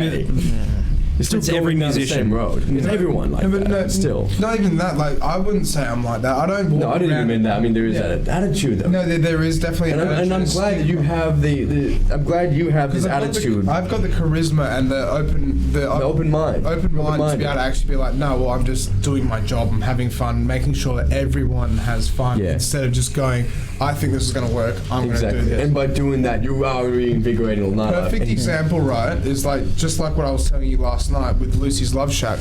Me playing there on Saturday night, and there was an emergency, and I had to start at midnight. But me starting at midnight, right? When I got there, you know, there was people like kind of around the dance floor, floating around the place, right? Like as if they're waiting for the music to kick up or waiting for a dance or something like that. And I played Billy Idol's We Didn't Start the Fire, right? You mean Billy Joel's? Billy Joel's, yeah, I always get those guys mixed up. Billy Joel's We Didn't Start the Fire, right? But then when you hear that and it's like dun dun, and it goes like just straight into it, it goes bam bam bam bam bam. Like people just looked around and saw that okay, there's a DJ there. The music's just gotten so fucking loud and it's party time. And it was just such, even though like Listen Out was on the day after and there was like not that many people in the venue, the energy that I provided trying to actually just go in there and dance, I sweated my fucking dick off, right? In there. Humble brags. I know, humble brag. But podcast one big humble brag. You're allowed to humble brag. Lord knows I humble brag too often. Only reason why though is because with Lucy's Love Shack, they have all these different like LED lights that point at the stage, and they get so hot. And when they get hot, then you're sweating and everything like that. Wearing black skinny jeans and like just a shirt on, just sweating. Right? Why do more venues have laser lights? Why don't you have to have a permit for them? That's why you can't have lasers. Yeah. So I only ever see them in underground raves. Yeah. The reason why is because there's a massive... Surely some places got permits for lasers in Perth. You can get in a lot of trouble because it... Well, surely they can get a permit. It's dangerous, isn't it? Isn't it actually dangerous? It's dumb. You're not... There's like certain restrictions, like you can't point them down. Like the lasers aren't allowed to meet people's eye level. It's dumb. The rules they can only be a certain brightness. The rules and regulations basically state that if you can't even buy a $20 laser off eBay. The minute you have a laser pointing at a crowd or a dance floor or something like that, it comes into the whole thing of what happens if that laser points in someone's eye and they've got contact lenses and it potentially burns their eye socket out or something stupid. I'd really like to get a lighting tech, like an actual lighting tech that works in the industry on the podcast, because I really shout out to Jay Mercy, but he's going to come on. He's the lighting guy at Capital, and I want to talk to him about everything. And you better be wearing a balaclava. No, he'll be fine. Because it's just Puck. Puck is like... I don't know if I've told you this. Puck, when you guys meet Puck, you'll understand why he has to wear a balaclava, and he's the coordinator at the Perth Arena. Oh, yeah. I've taken up a job where I'm creating some looping visuals for a rave. So I'm really interested in like how the whole video lighting of a show works and just how much that can bring to a DJ set. Yeah. Well, exactly, and that's what whenever I talk to Jay and everything like that, like I see him after Capital's closed, kind of, right? Like Andre's just finished, the dance floor's cleared, and he's just turning everything off, the smoke machine, blah blah blah. The thing is though, is that it wouldn't be the same without him there. Yeah. Were you going to say something? How's it going over there? I was just agreeing with you. The lighting is just as important as the music. Yeah, because if the music stops, the music stops. But then if the lights turn off and then the spotlights turn on, and it's just like it's a crowd killer. It would be a crowd killer. Yeah. You want to notice how important lighting is. That's why they do that at the end. When they're trying to close down a venue and they turn the fucking lights on, how much does that change the mood? Yeah, if somebody kept playing the same music and the lights all went on like that, no one's partying anymore. The worst example of that was Bruce Springsteen. Bruce Springsteen, I love him. He's an amazing live performer, but he came in and he put the lights on at the Perth Arena, completely ruined the mood for me at least. I was like, because it was amazing. It was just light. It was just the stage lit, and like Bruce is here, the boss. It's 30 minutes. You're just like loving it because it's just amazing. And then the lights come on, and you're like, you just sit. The lights come on. Get those damn lights off me. It's almost like you can see all the cracks and like and it really pulls you out of the light hole. And there's a crowd there. You're in the zone, and you just wrench back into reality. You see a crowd, and like, damn it, I'm here. It's so intimate. It was so weirdly intimate. That's what Bruce does. And then you get the lights, and you see a crowd, and you just go, it's gone. The intimacy is gone. Exactly. You know what I mean? Fully. Yeah. And that's the problem. I think the lights are designed to create intimacy. I think Perth's lighting scene could get better. Yeah. There's not a lot of light guys. Well, I don't really know much about it though. I don't have an opinion on that until we get Jay on, because Jay would know. He's worked at Metro. Yeah. He's worked at, I'm sure it's got something to do with their limitations or something. Yeah. Like, it's a big budget. When you look at because they don't own it, they rent everything. Yeah. Well, when you look at the price of lights online, they're not that expensive. Yeah.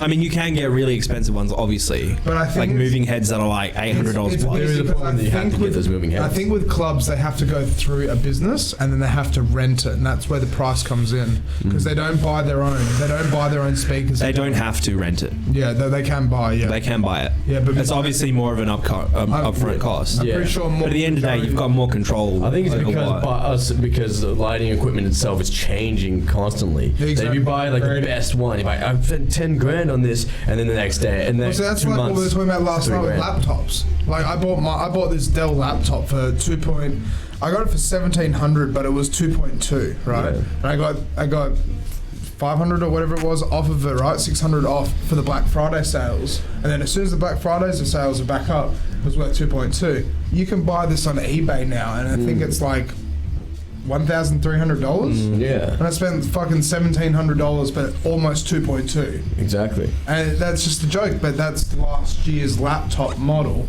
and new things have come out that made it just obsolete.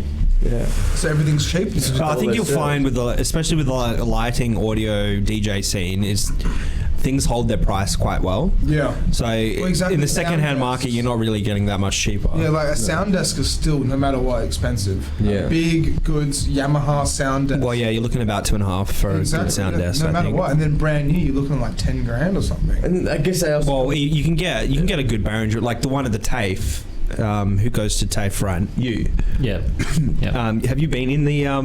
You've obviously been to the studio there. At Beth makes a great. Yeah. They have a Behringer, like that digital Behringer mixer, right, for the studio. Oh, they've got an X32 sound mixer. Yeah. I think Is it a Behringer? There's a Behringer. So they've still got the Behringer one. Yeah. I think you can buy that brand new off-store DJ for $2,500. Yeah, it was a few thousand. Yeah. It's amazing. Yeah, and it's amazing. It's got like 40 inputs. You can like do digital effects on it on the fly. So powerful. Yeah, so it's really good. It's like having a laptop there. Yeah. Basically, and that's $2,000. and you can plug a laptop into it and control it remotely. Like there's like, it's not that expensive for a sound desk. Well, I mean, it's expensive $2,500, but not $10,000, right? Yeah, exactly. I think you could create a nightclub.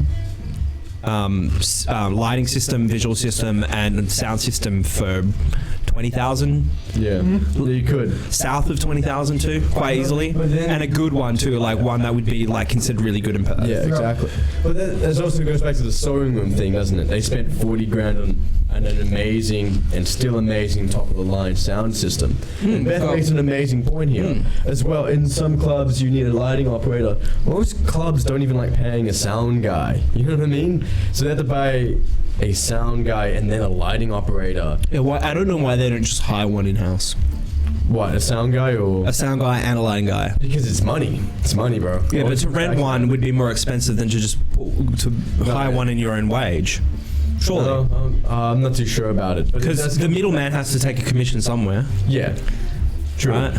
But I do believe, but the thing is too, it's a lot of, also because a lot of, speaking of sound experience from the sound guy perspective, is that being a sound guy, being a sound guy, it's never really consistent. You don't have a residential sound guy unless he's really, really top. It's the same with everyone in the music industry. Exactly. You don't have a resident band. You don't have a resident band. You can make a lot of money being sound. Oh, you can absolutely. You have to be a really good sound guy. Exactly, yeah. And you get resident gigs, but there's still you have one sound guy on for Saturdays, and maybe he does every Saturdays, but then you always have a sound guy on for the other nights as well. And the thing is that at the end of the day, they don't even like paying bands that much. Well, I mean, we've got the option to ask people. So if you're listening back to this on YouTube, and you're a lighting guy, or you know a lighting guy, or you have experience in this area, why don't you let us know what the step, like how your job works? Like, do you get hired through? Do you sign up to a third-party company who then leases you out to nightclubs? Do you get hired directly under nightclubs? And AV companies are big because of that. Yeah, there's a lot of. They run theater. Do you work for an AV company or do you work for a nightclub? Because it makes sense in my head that if I was operating a nightclub myself, I would want my own lighting guy who knows my lighting sound, like my lighting and sound system. You know, lighting guy, sound guy, all that would be hired under under the club name, not as outsourced AV technician. Yeah, but are you going to hire him? I also think about this as well. The reason why they rent it as well is that you don't need it every night. You don't need these things every single night. Different exactly, different events, and you also think about being. And that's why you hire your own lighting guy. Bring in sometimes bands. If you have a big band, will bring in their own sound guy, and maybe even bring in their own audio equipment sometimes, their own desks and whatnot, and then that goes into paying the one guy. What, you have an in-house guy? Is he not being paid for that night? Well, yeah, he just doesn't have to come in for that night. Yeah, exactly. But and at the end of the day, it's just a lot of things. Or freelance work. Or he could the sound guy could work also as a behind the bar. Yeah, behind the guy. Yeah, that happens a lot. Yeah. But at the end of the day, it's a lot of. It does more at bars than it does in nightclubs. Yeah, exactly. But like, as from what I can tell from like lighting design, is that a lot of it is pre-production. Yes. It's not like, you program all the lights at home, and that takes several hours, you know, just to program a show. Yeah, exactly. And programming a show doesn't mean that like the set's pre-made and you've like made all the lights to do things to the music the way that the music's laid out. It's like just setting the lights to do certain motions. Exactly. And then when you're there live on the night, you're pressing the buttons for those programmed motions that you've made. Yeah. So, you know, you're paying your lighting tech to create those movements for your light. And because they're in-house, they're not hired through a third-party AV company. You've got that time to really make custom-made lighting stuff for your venue because they know your venue. They know that the strobes don't work really well in your venue because there's all this peripheral light, so we won't buy strobes. We'll instead put that money into something else which is more visually pleasing at that specific nightclub, you know? We've got a comment from Beth. Sorry to interrupt. Really interesting point here. Beth, you're up. All right, let's read her first comment, shall we? Most clubs do rent all of their gear through other companies. And like you said, it's always changing, so there really isn't a need to buy things if you want to keep up to date. In some clubs, you don't really need to be up to date, though. If you have an operator who knows what they're doing with the older gear, that's already there. Most places have their own LX guys, who are also like the venue of system tech.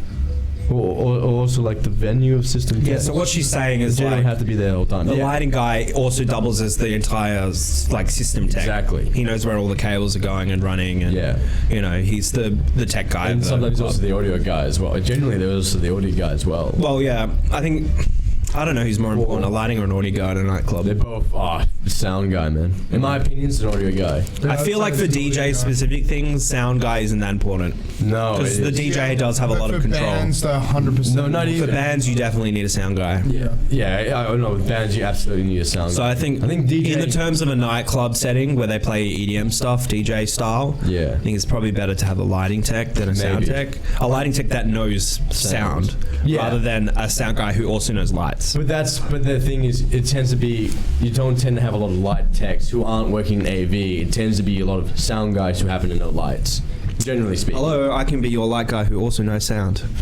Really? Well, yeah. But how well do you know sound? Well, that's the thing. That's the problem, isn't it? I've never done sound design, but I've done film and television and mass communication, so I've done sound design units. Yeah, but live I know how to use the mixing decks. I know how to route audio. Yeah. I know, like, you need, like, what compressors and limiters and shit do. But how do you run a monitor system? How do you run a monitor system for the DJ? Is he using in-ear monitors? It's all about routing. Yeah, it is. But how would you then tune those systems for his pleasure? Or their pleasure. Well, that's what I'm saying. A DJ has a lot of control over that. No, really. Because on their deck, they can increase volume and, you know, take lows and mids out. They can set that themselves. That's why I'm saying it's less important to have. But then the problem is that but then who's the front of house guy? They can't hear. They're on a stage up in the air. They can't hear what they're hearing. So how can they then mix those channels on the stage? You can't. You need in my opinion, you need a guy on the front of the house who is mixing the audio while he's in the crowd situation. But that's what I'm saying. Like, a DJ set is just, you're not mixing much audio. No. At most, you're mixing a microphone and the main output. Yeah. Like with a band, you're mixing all the individual instruments. Yeah, exactly. Right? And you've got fallback to worry about. Yeah. We call it a booth in the DJ industry. That's our booth monitors. Yeah. Which is essentially fallback. But like, the DJ can control their fallback. It's all on their decks. They can do that themselves, right? So the lighting tech isn't that I guess needed. The sound guy, the lighting tech is more needed in that situation. Maybe. I guess the problem is that's what I'm saying. Like I'm confident in my lighting skills. Yes. You know, I know the programs. I can create my own visuals. I know how to program lighting movements and stuff like that. Yeah. What I also know is, what good sound should sound like. So on those nights where you don't need two players to do individual roles, I could probably take over for DJ sets. I set this fucking shit up. So but that tends to be the way. There's mixing 5 microphones. Yeah.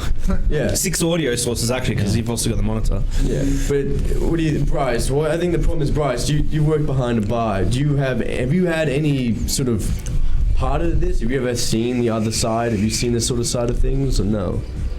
The most you've probably had to do is just wheel out the DJ decks, right? Yeah. That's it. I don't even have to set it up. Like the DJ is gonna set that up. Have you ever DJ'd before? I haven't seen DJs. No. But have you seen? So do they have a sound guys or just a DJ? No, they come in and set the sound. They just really? wheel them out. Like so, yeah. Wow. And we'd have our own deck that would get wheeled out. And I think they tended to use it, although they could use their own gear if they wanted to.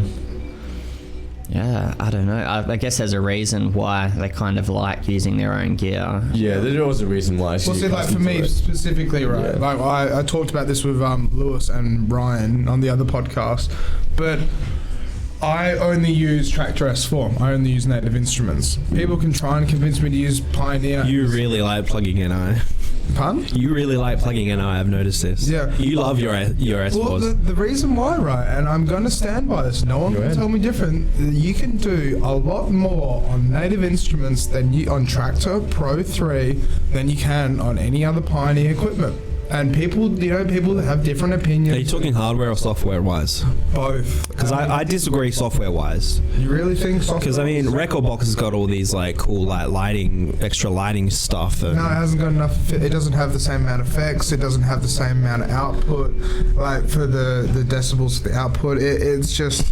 What do you mean for decibel outputs? That's like your sound card. Yeah, like You're talking about like the decks themselves, the functionality of the decks, and to that I agree with. Like if you get an S4 in front of you, it's so compact, but you can do so much with it, much more than you could do with a similar sized controller from Pioneer. Yeah, but the software itself is I think Rekordbox has made lots of leaps and bounds. I haven't. I used it for a couple of years. I'm at the point where I'm like, Rekordbox satisfies my level of DJing perfectly. Like I can do all the fancy stuff that I want. Yeah, but that's what it comes down to, though. It comes down to it's like how much you want to be able to do. Well, what's a feature inside Tractor that you use often that isn't found on Pioneer? That isn't found on Pioneer. Yeah, that you couldn't do on a Pioneer. I use the effects such as like the ice verb and stuff like that. I mean, you've got a noise. You can install custom sound effects into Rekordbox. But not into the CDJs though. Yes, you can. You can, really? Yeah, you override it goes into your USB when you plug it in, and then you've also got the deck settings on USB, and you can override, like, if you don't want the flanger on the FX, you can change that to a custom FX. It'll still say flanger on the deck, but because you programmed it, that flanger is actually now a reverb. Yeah.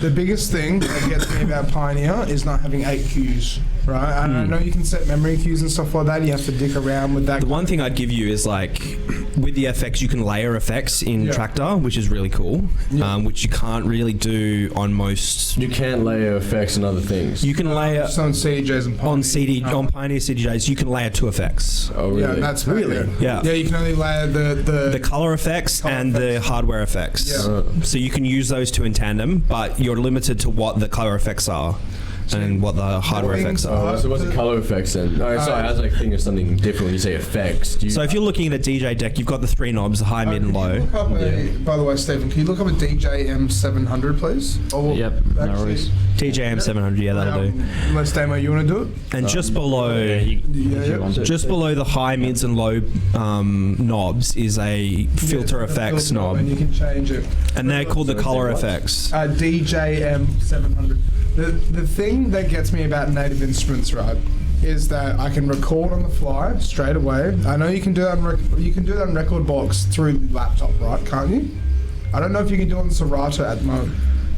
Can we zoom in on that too? Control plus. Oh, Control plus. Control plus. All control zoom in. Yeah. Oh, with your mouse. No, that one doesn't have it. No, Look up DJ 900 Nexus. NXS. That one's a bit old, I think. 900 Nexus. Yeah, 900? Not 700. Sorry. 900. The way that technology is developing, it's just like what we were talking about with. This is yours, right? This is yours? No, I don't have this. This is too expensive. You've gone to the store DJ page. $3,200 for that hunk of crap. I wouldn't call it a hunk of crap, but so you can see those big silver knobs. Yeah. And if you go directly left of those silver knobs, there's 6 square buttons. Yeah, they're color effects. Wait, what are color so effects? see how those knobs, right? Those silver knobs. Yeah. If you press any of those little buttons on the left-hand side, it activates those knobs. So you can set it to be a noise, a filter, a gate, a flanger, a crush, or whatever, right? Okay. And then on the right-hand side with that little blue button at the bottom. Now, if you go up, right? No, go all the way down the bottom with your mouse. All the way down to the blue button at the So bottom. that's your turn on, turn off. Yep. That knob up above it is dry, wet, right? Then the knob above it is your time, so you can select what your time is going to be like millisecond wise. Yeah, so if it's a reverb, you can like set it to 40% reverb or Exactly. 80% reverb. Yeah, Exactly. Yeah. Yeah. And then above that is your go back. No, go down. That is your channel, so you can select it to be just channel 1, 2, 3, 4. Or on the master You out. can do the exact same thing with tractor as well. And then the knob above that. There's all the effects, and with all the effects, that's where like you can kind of see there's like maybe 15, 20 there maybe or something like that. Tractor has like 35 or 40 or something stupid. It's ridiculous because when they migrated from Tractor Pro 2, then they added like another 20 effects on top. So of Tractor, what is this Tractor product?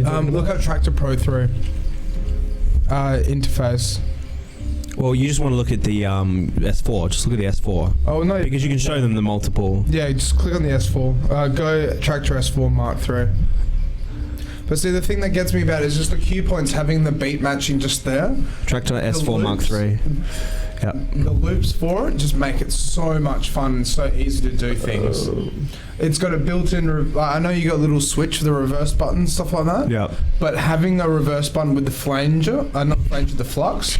So see in the top left-hand corner, the two little red buttons. Yep. So with the reverse button, right, when you push that, it will reverse the track. But unless you press that flux button next to it, when you let go of the reverse button, it'll jump back up to where it was. Yeah. So We have that on Pioneer. yeah, but not the flux button. It's called slip. Yeah. Slip. Yeah. It's called slip.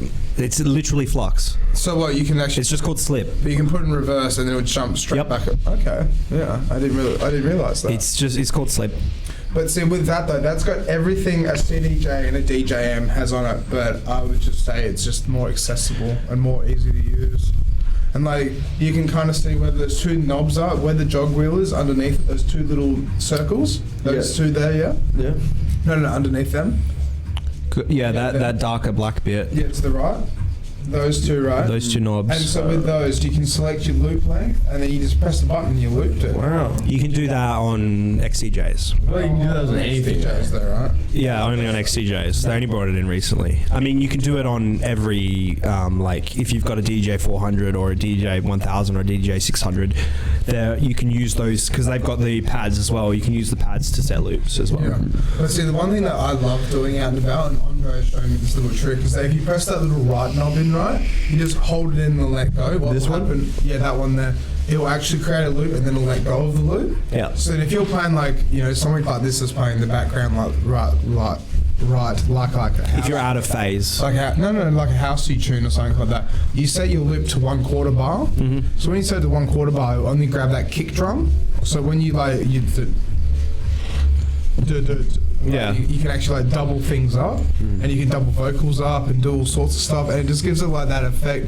Because the biggest thing about playing out and about is you don't want to just stand there and just press play. Like you want to provide an energy and a performance basically. The whole point of beat matching is to continue a beat so people can dance. Yeah, and so this whole entire shit about using sync and this whole crap about how like people that use sync are cheating. Tractor really does rely on sync a lot as well. No, it doesn't. Like, Well, I mean, you don't have to. no, you don't have to, exactly. But a lot of Tractor users will use sync, But the thing is with that though, right? and it's really good. The sync mode. No, but like that's what I'm going to get at though, right? Is a lot of people are against it, and the people that are against it are idiots, because it's like, would you rather have a phone from 10 years ago, or would you rather stay with the times and learn how to actually DJ properly, kind of thing? Like, it's about the tool. You know what I mean? It's all about the tool and how you use it. But like, I think your idea of how DJing properly is different to how you DJ properly is subjective. It's not objective. There is no objective way to DJ properly. No. Yeah, and the tools are so good nowadays that sync is at a point now where why wouldn't you use it? It makes your life as a DJ easier. The crowd doesn't give a shit. No, it's not even that though. It's just like you have people that are old school and like, no, you should learn a beat match by ear. Of course you should learn a beat match by ear. Yeah. It helps you as well as a DJ. Yeah, it helps you musically, and it's like learning how to bloody use the Camelot wheel. But I'm saying you should learn to beat match by ear, and you should be proficient enough to do it in emergency situations. But when you're playing a live set, you sync. Why not? Yeah.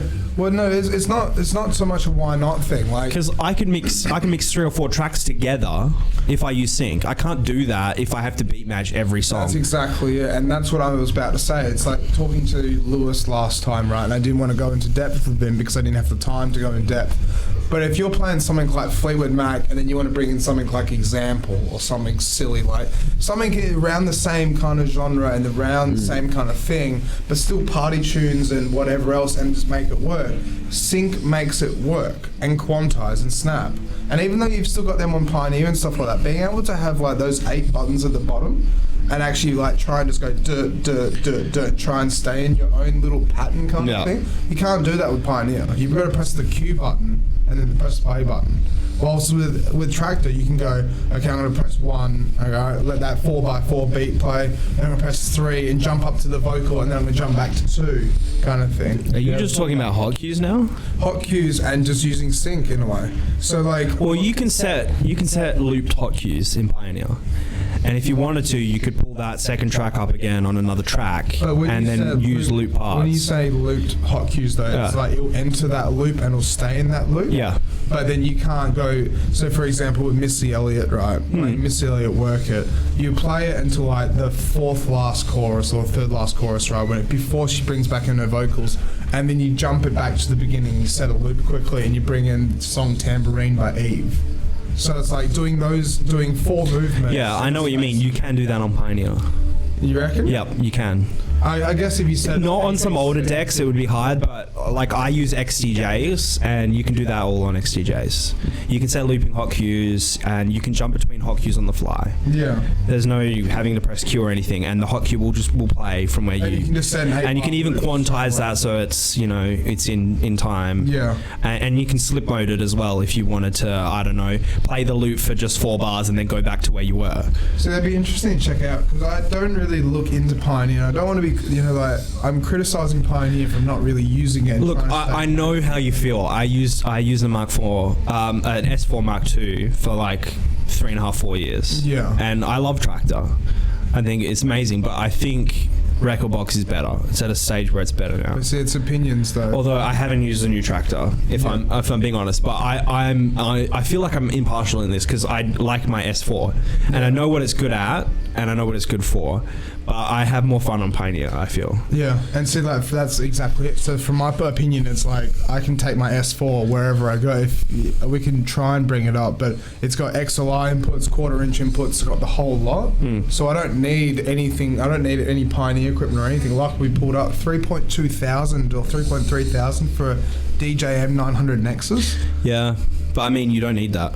Yeah, exactly. Because what you're comparing that to is your S4. Yeah, and mine's the... And your S4 is a controller and you need a laptop. Yeah. What that is a, club level industry standard... Yeah, well, you only need to take... ...mixer with its own computer in it, Yeah.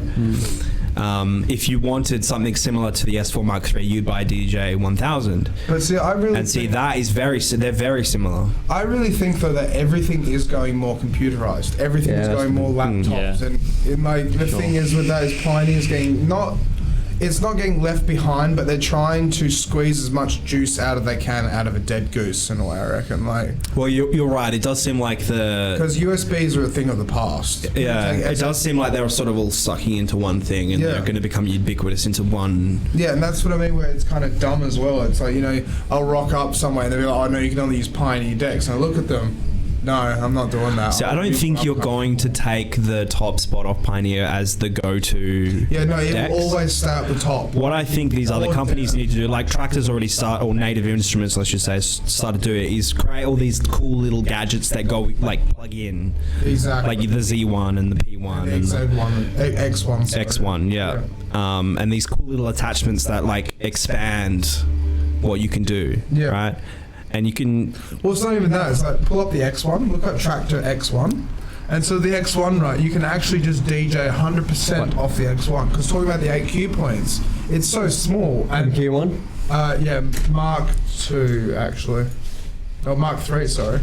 Mark 3, the latest one. Yeah, pull up that. This is a bit nicer. A bit bigger. People in the Netherlands specifically just DJ off. No, it's not. Oh, goddamn. There are people out there that... You gotta wait for it to load now. Now go view full image. I'd rather go this one. Yeah, that one's better. So you can specifically DJ off of that. That's all your effects at the top. Yeah. That's your looping and stuff in the middle. Mm-hmm. Go down. And so they're all your cue points. See, what that's good for is allowing you to layer more effects. Yeah. And so people actually go out and they just take their laptop and that. And that works. That. Yeah, that just works. And these are good. And they're good. Yeah, they're really good DJs, kind of thing. And it just. But, I mean, that's DJing at its absolute core. Yeah. Yeah. Exactly. You've got no jog wheels. You're relying on sync. Yeah, you're relying on just knowing how that thing works, and you practice and practice and practice to make it work. Because that's what it really... It's not a beginner-friendly DJ. Exactly. Yeah. But that's what it comes down to with DJing, though. And even being in a band. Yeah. The band is only good as what the band actually is. The DJ is only as good as the DJ is. Yeah. If you're going to go out there and play the Venga Boys and play fucking Aqua and Barbie Girl and all sorts of horrible shit, well then you're going to go out and do that. You're right. And just, it's like... I think, is that... It comes down to, like... like throwing tricks and, like how cool would it be, like if you go and watch a band, the band's just standing there just playing right, but then you go and watch a band, the lead singer's got the guitar behind his head, strumming away, singing into the microphone whilst he's playing. Make sure you're nice and close to the mic as well. And then doing like a slide. Starting that lean back. Lean, sipping that lean. Doing like a power slide and stuff like that, and actually interacting with the crowd. Yeah, exactly. Perfect example. Performances. You were telling me about the Southern River Band last week. Yeah. And so with them, why is the Southern River Band so popular? Why they're huge? Because they're an amazing performance. They're an amazing live band. It's same as there's a band called Psychedelic Porn Crumpets. Why are they selling out shows? Why would they been selling out shows in Perth? Selling out shows. Selling out. She sells seashells down by the fuck you, Alex. Anyway, why have they been selling out shows for 3 years in Perth? It's because they're an amazing live performer. They know that if they put on a damn good live show, they can sell out a venue. And if you're selling out Rosemount, the main room there, what was that, like 500 people? Yeah, probably, yeah. Yeah, they're selling out 500 people. What, $10? That's $5,000 a night. Yeah. Yeah, boom. They're doing it, and they can do that every night. Not every night, but every time. And that's what it really comes down to. Is like because honestly, you see psychedelics, you're going, holy shit, this is an amazing live band, energy.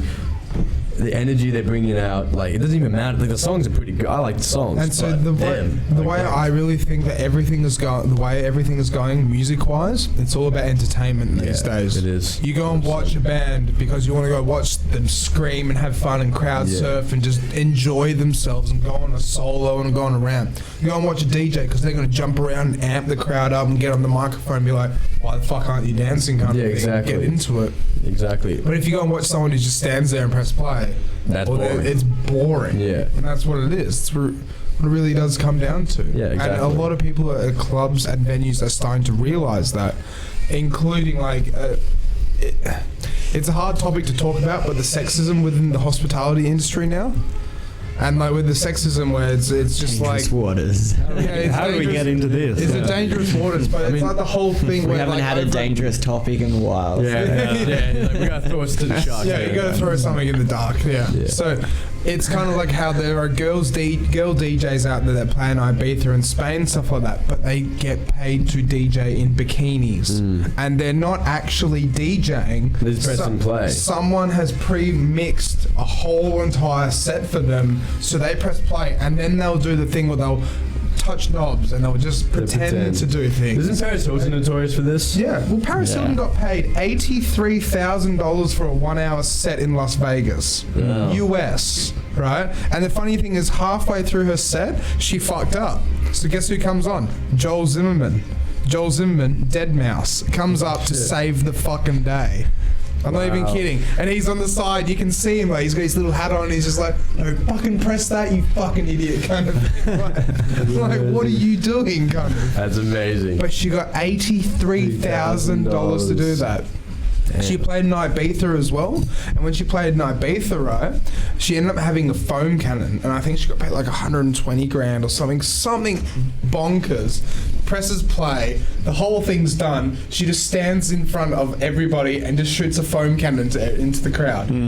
Bam. Part of me thinks that like people who are going to Paris Hilton events, they know what they're getting. Yeah, exactly. You're like, I want to see Paris Hilton. They're there for a specific reason. I want to see Paris Hilton. I don't go to see Paris Hilton because of her DJing skills. I go to see Paris Hilton because it's fucking Paris Hilton. The only problem is, like, I would love to see Paris Hilton. The biggest problem about that though is it poisons the industry. It really does. It really poisons the industry and helps push forward that whole entertainer. You don't have to do anything but press play and jump around and have fun.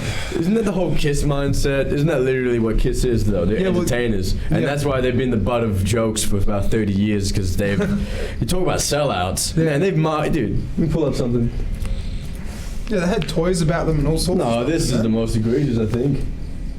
This is a real thing. This was official merchandise. There's kids coffin. That is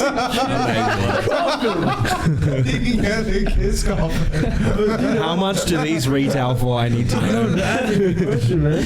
I'm asking for a friend. They look as bad as like you'd expect for a KISS, like the KISS casket. It's amazing. The price. What is it? $4,000 US. What? But to be fair, that's how much they usually cost. HDTV. Oh, KISS HDTV.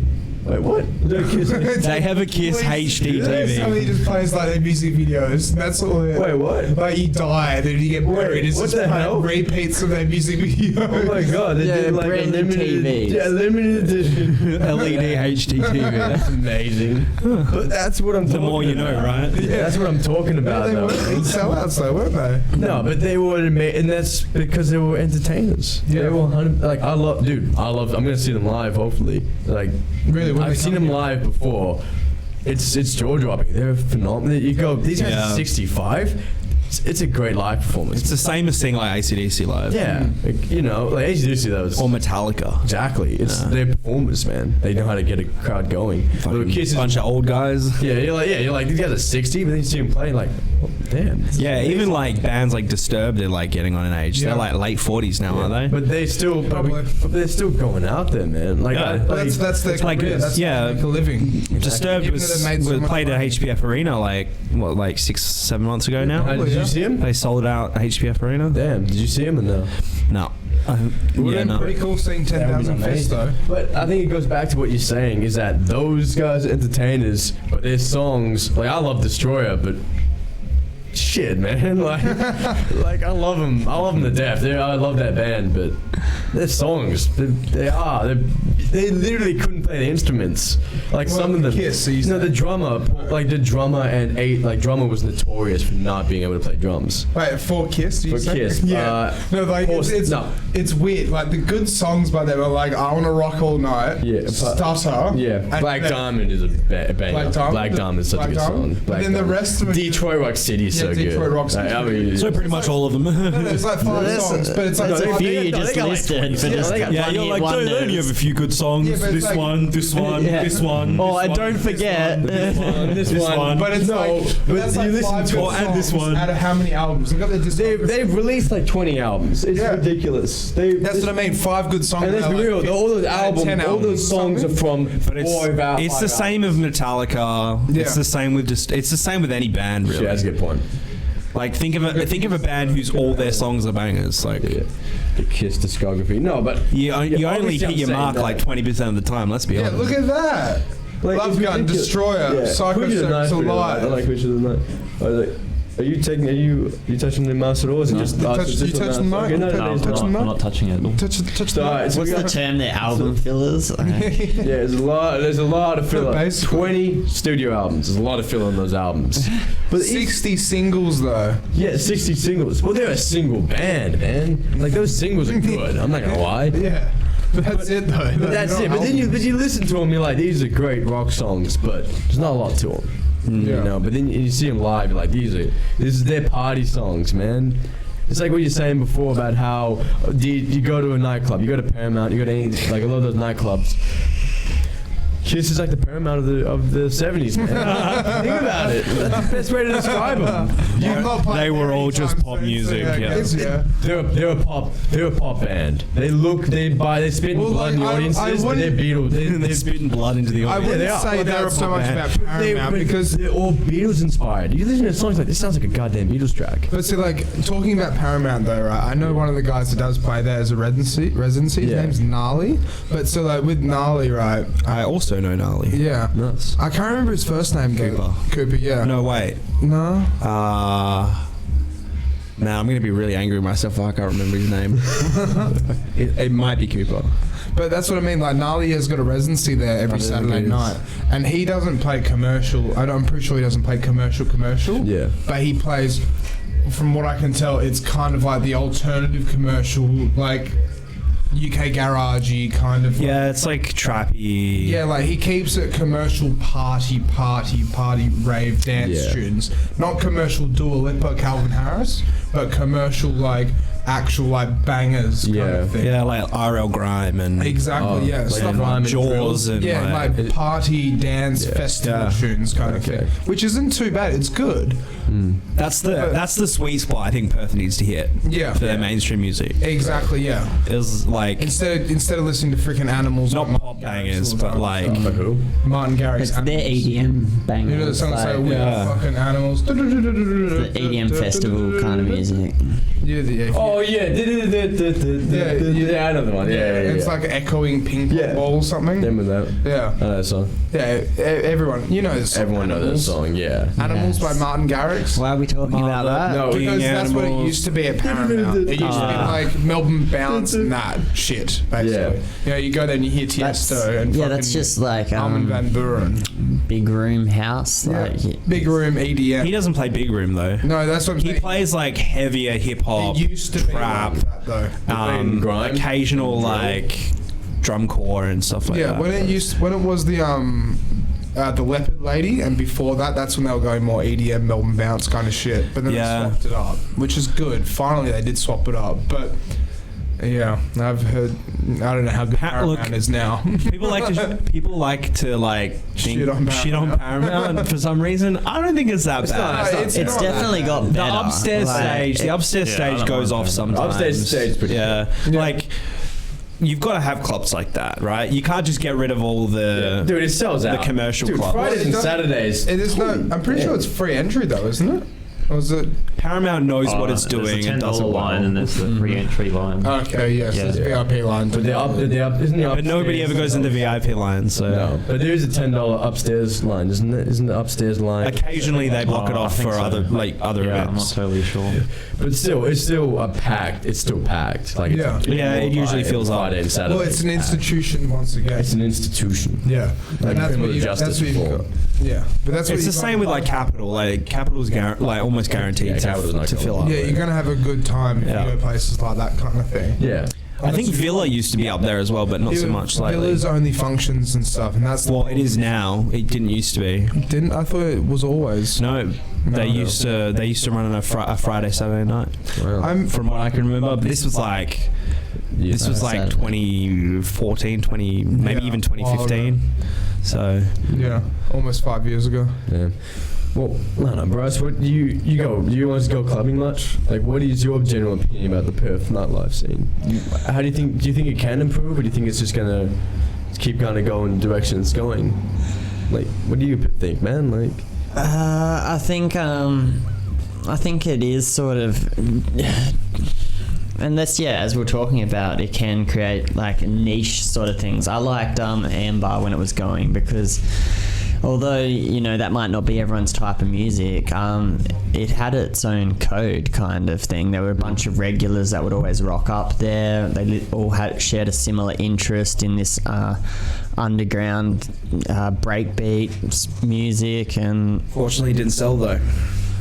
Maybe it didn't really work for the masses because it was very niche. And when things are niche like that, I guess they don't last forever. Towards the end of its life, it did get a bit of a rap for like being like full of druggies. Yeah, that started to ruin it. What is sure. This is neat. It was, what club is this? Amber. Like it was never music. I remember that. And then people would associate that kind of music with that kind of crowd. And so I only ever went there once. And ruined because I remember like even saying it now, I'm like, the connotations that would start to get associated with. No, but I remember going there. It was like 4 a.m. I went clubbing with my mate, and this is 3 years back.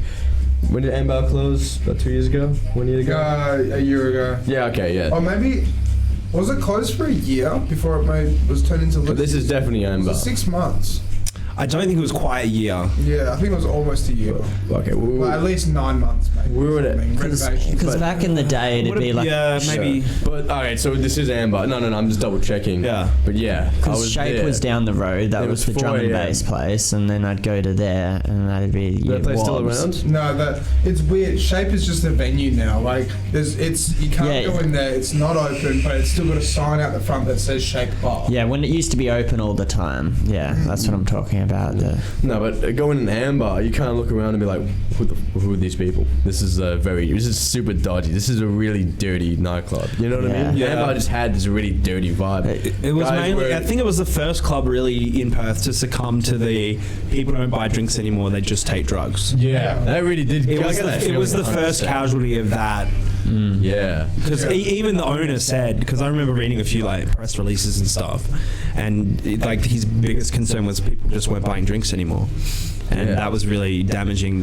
He didn't explicitly say it was because of drugs, but you could tell that he implied it heavily. Yeah. People don't drink alcohol anymore; it's too expensive. They don't want to come to a nightclub and spend $300 in a night. Yeah. When they can spend $25-$30 on a pill and have just as much fun. And so this is why I wanted to get Jade on the other week, which is just, even though it bellied up and turned into a whole entire big shitstorm, but the thing is, she was a venue manager there. And it would have been very interesting to get her perspective on how long she was a venue manager there for and what it was like. Because, I mean, like, honestly... Sorry, I'm just telling Alex off.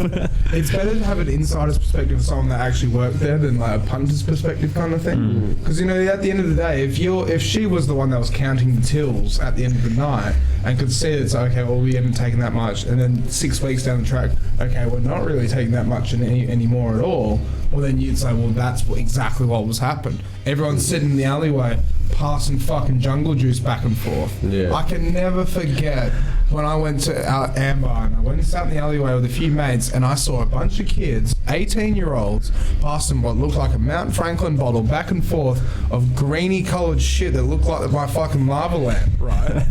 And I asked them, what the hell's that? Oh, it's freaking jungle juice. You want some? And I just looked at them like, so what's jungle juice? Oh, it'll make you feel dizzy and like you'll get colour flushes across your eyes. So you'll be they explain it. Is it just like LSD mixed with energy drink? No. Don't you know what it is?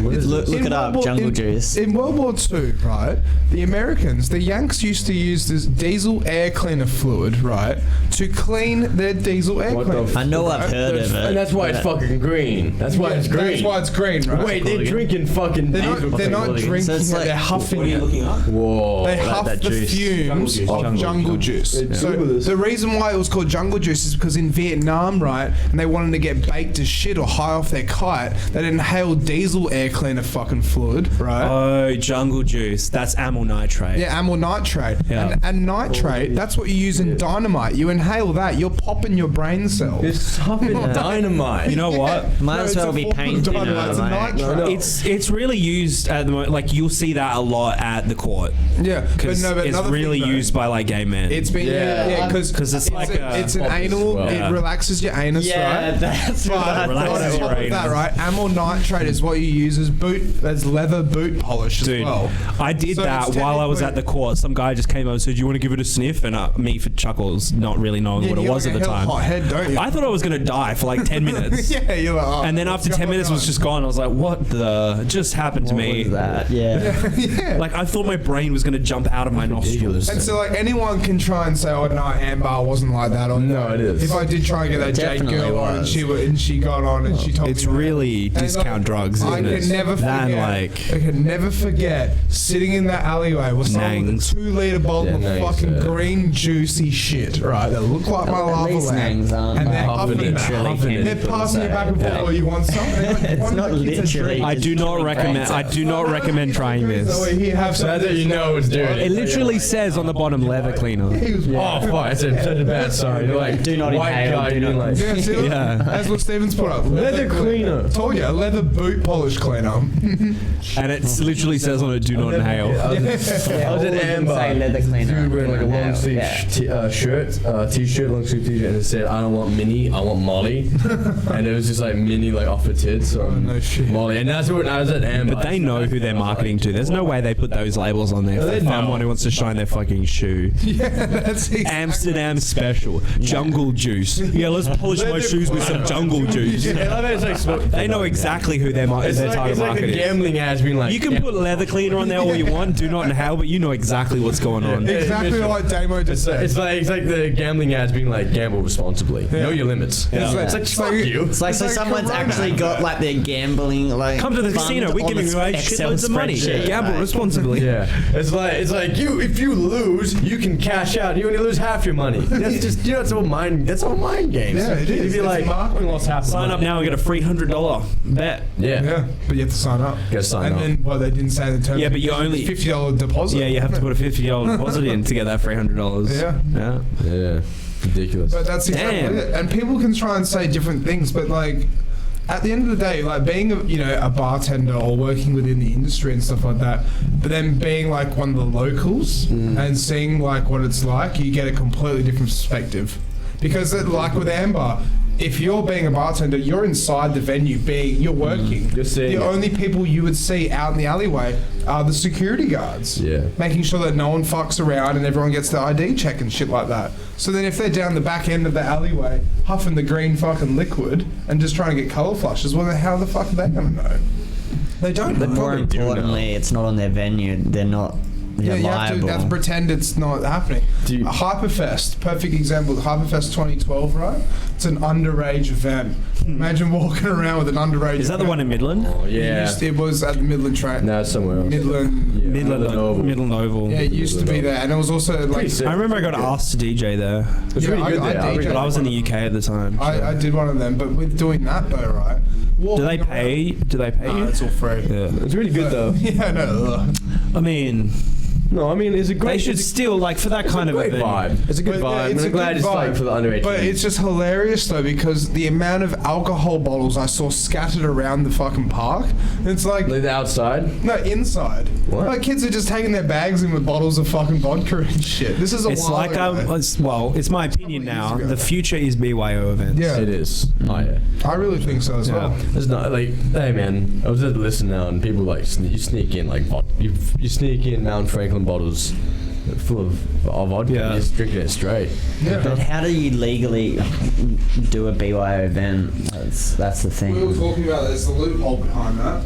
There is a loop. There's a little bit of a loophole. We were because me and Alex are thinking about doing our own event early next year. We are going to not early towards the end, but we are towards the end of this year or towards the end of next year.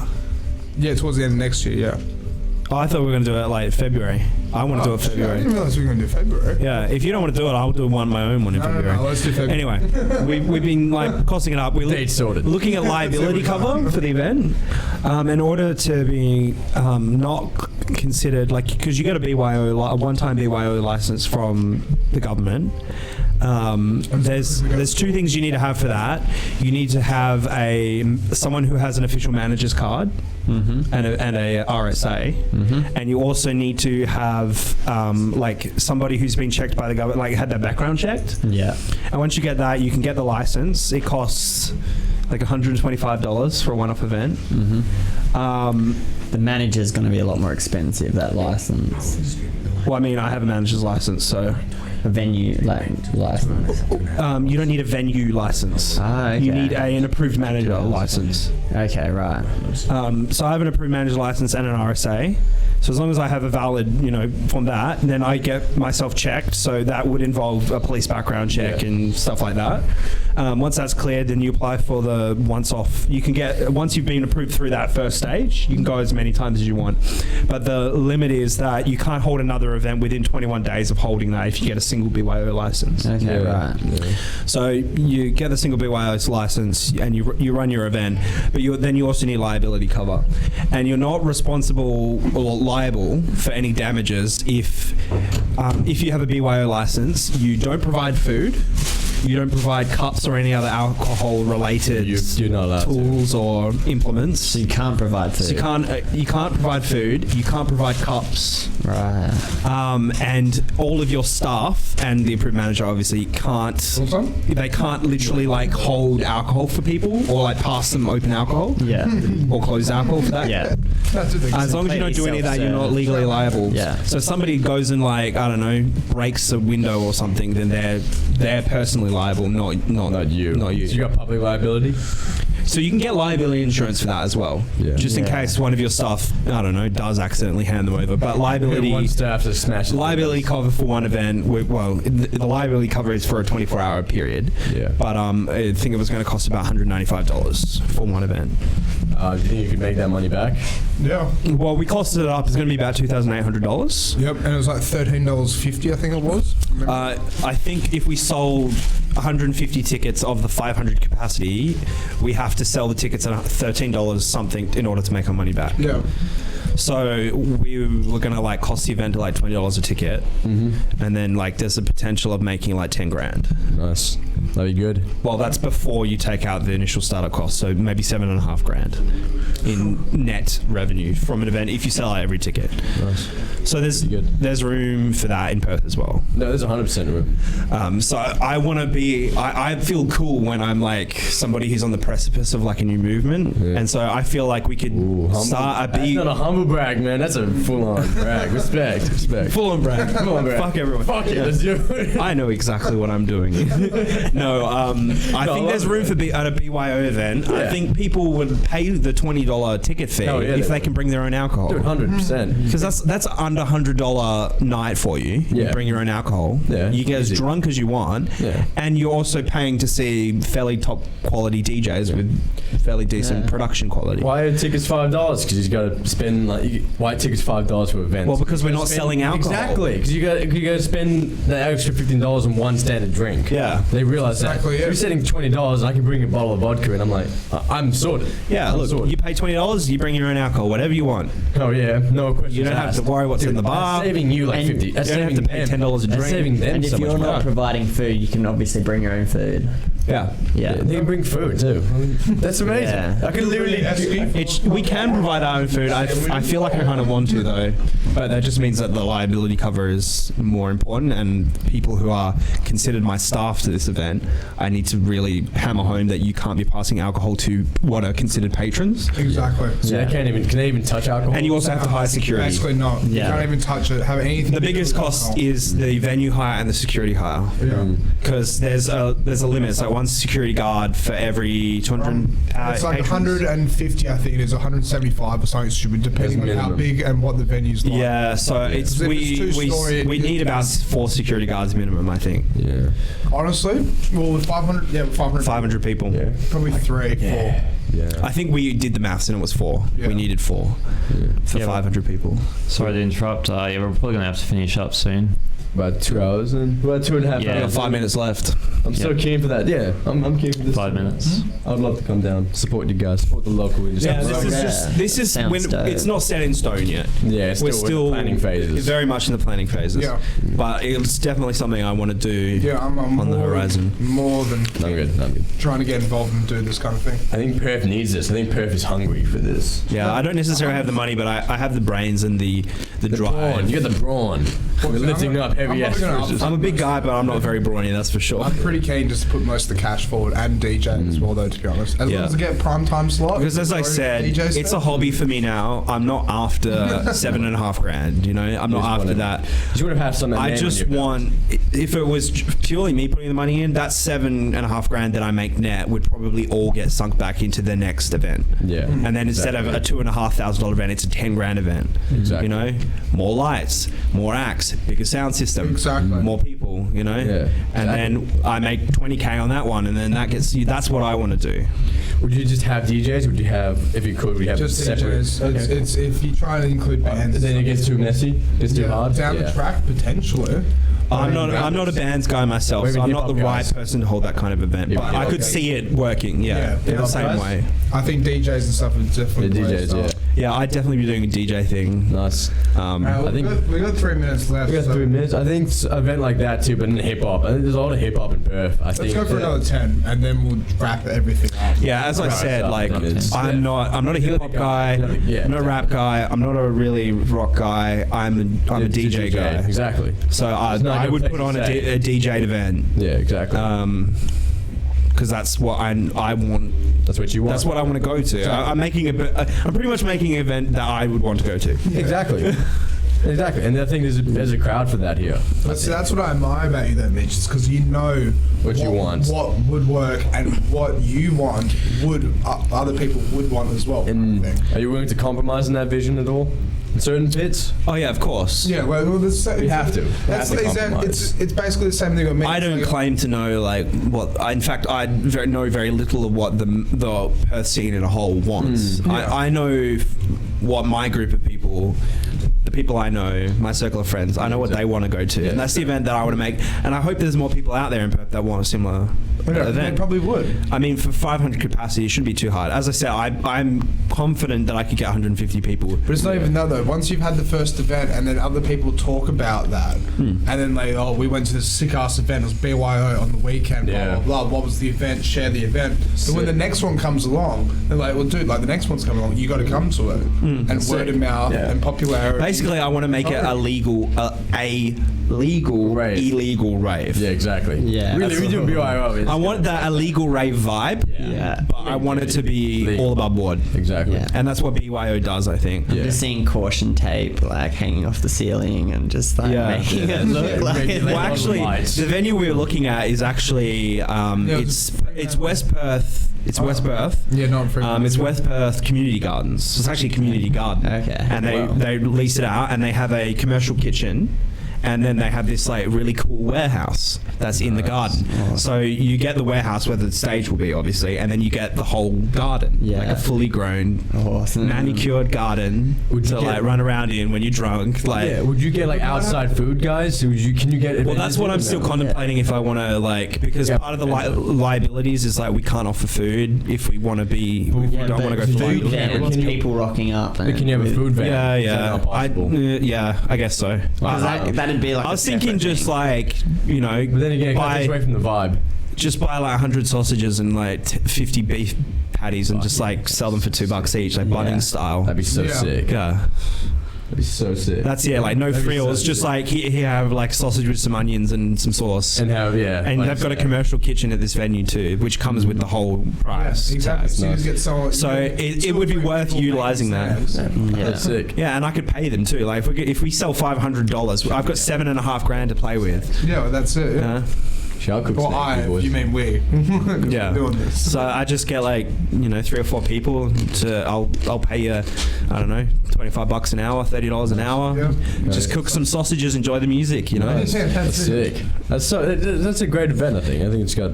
And you know what I like about this? I was talking to Bryce. I was like Bryce and I were like agreeing on the same point earlier, and it goes back to the whole band thing about how it's great to be part of a band. But it's a shame to see a lot of people really poo-poo the... I'm only saying that because we've got to censor ourselves just a little bit. But does that even matter anymore?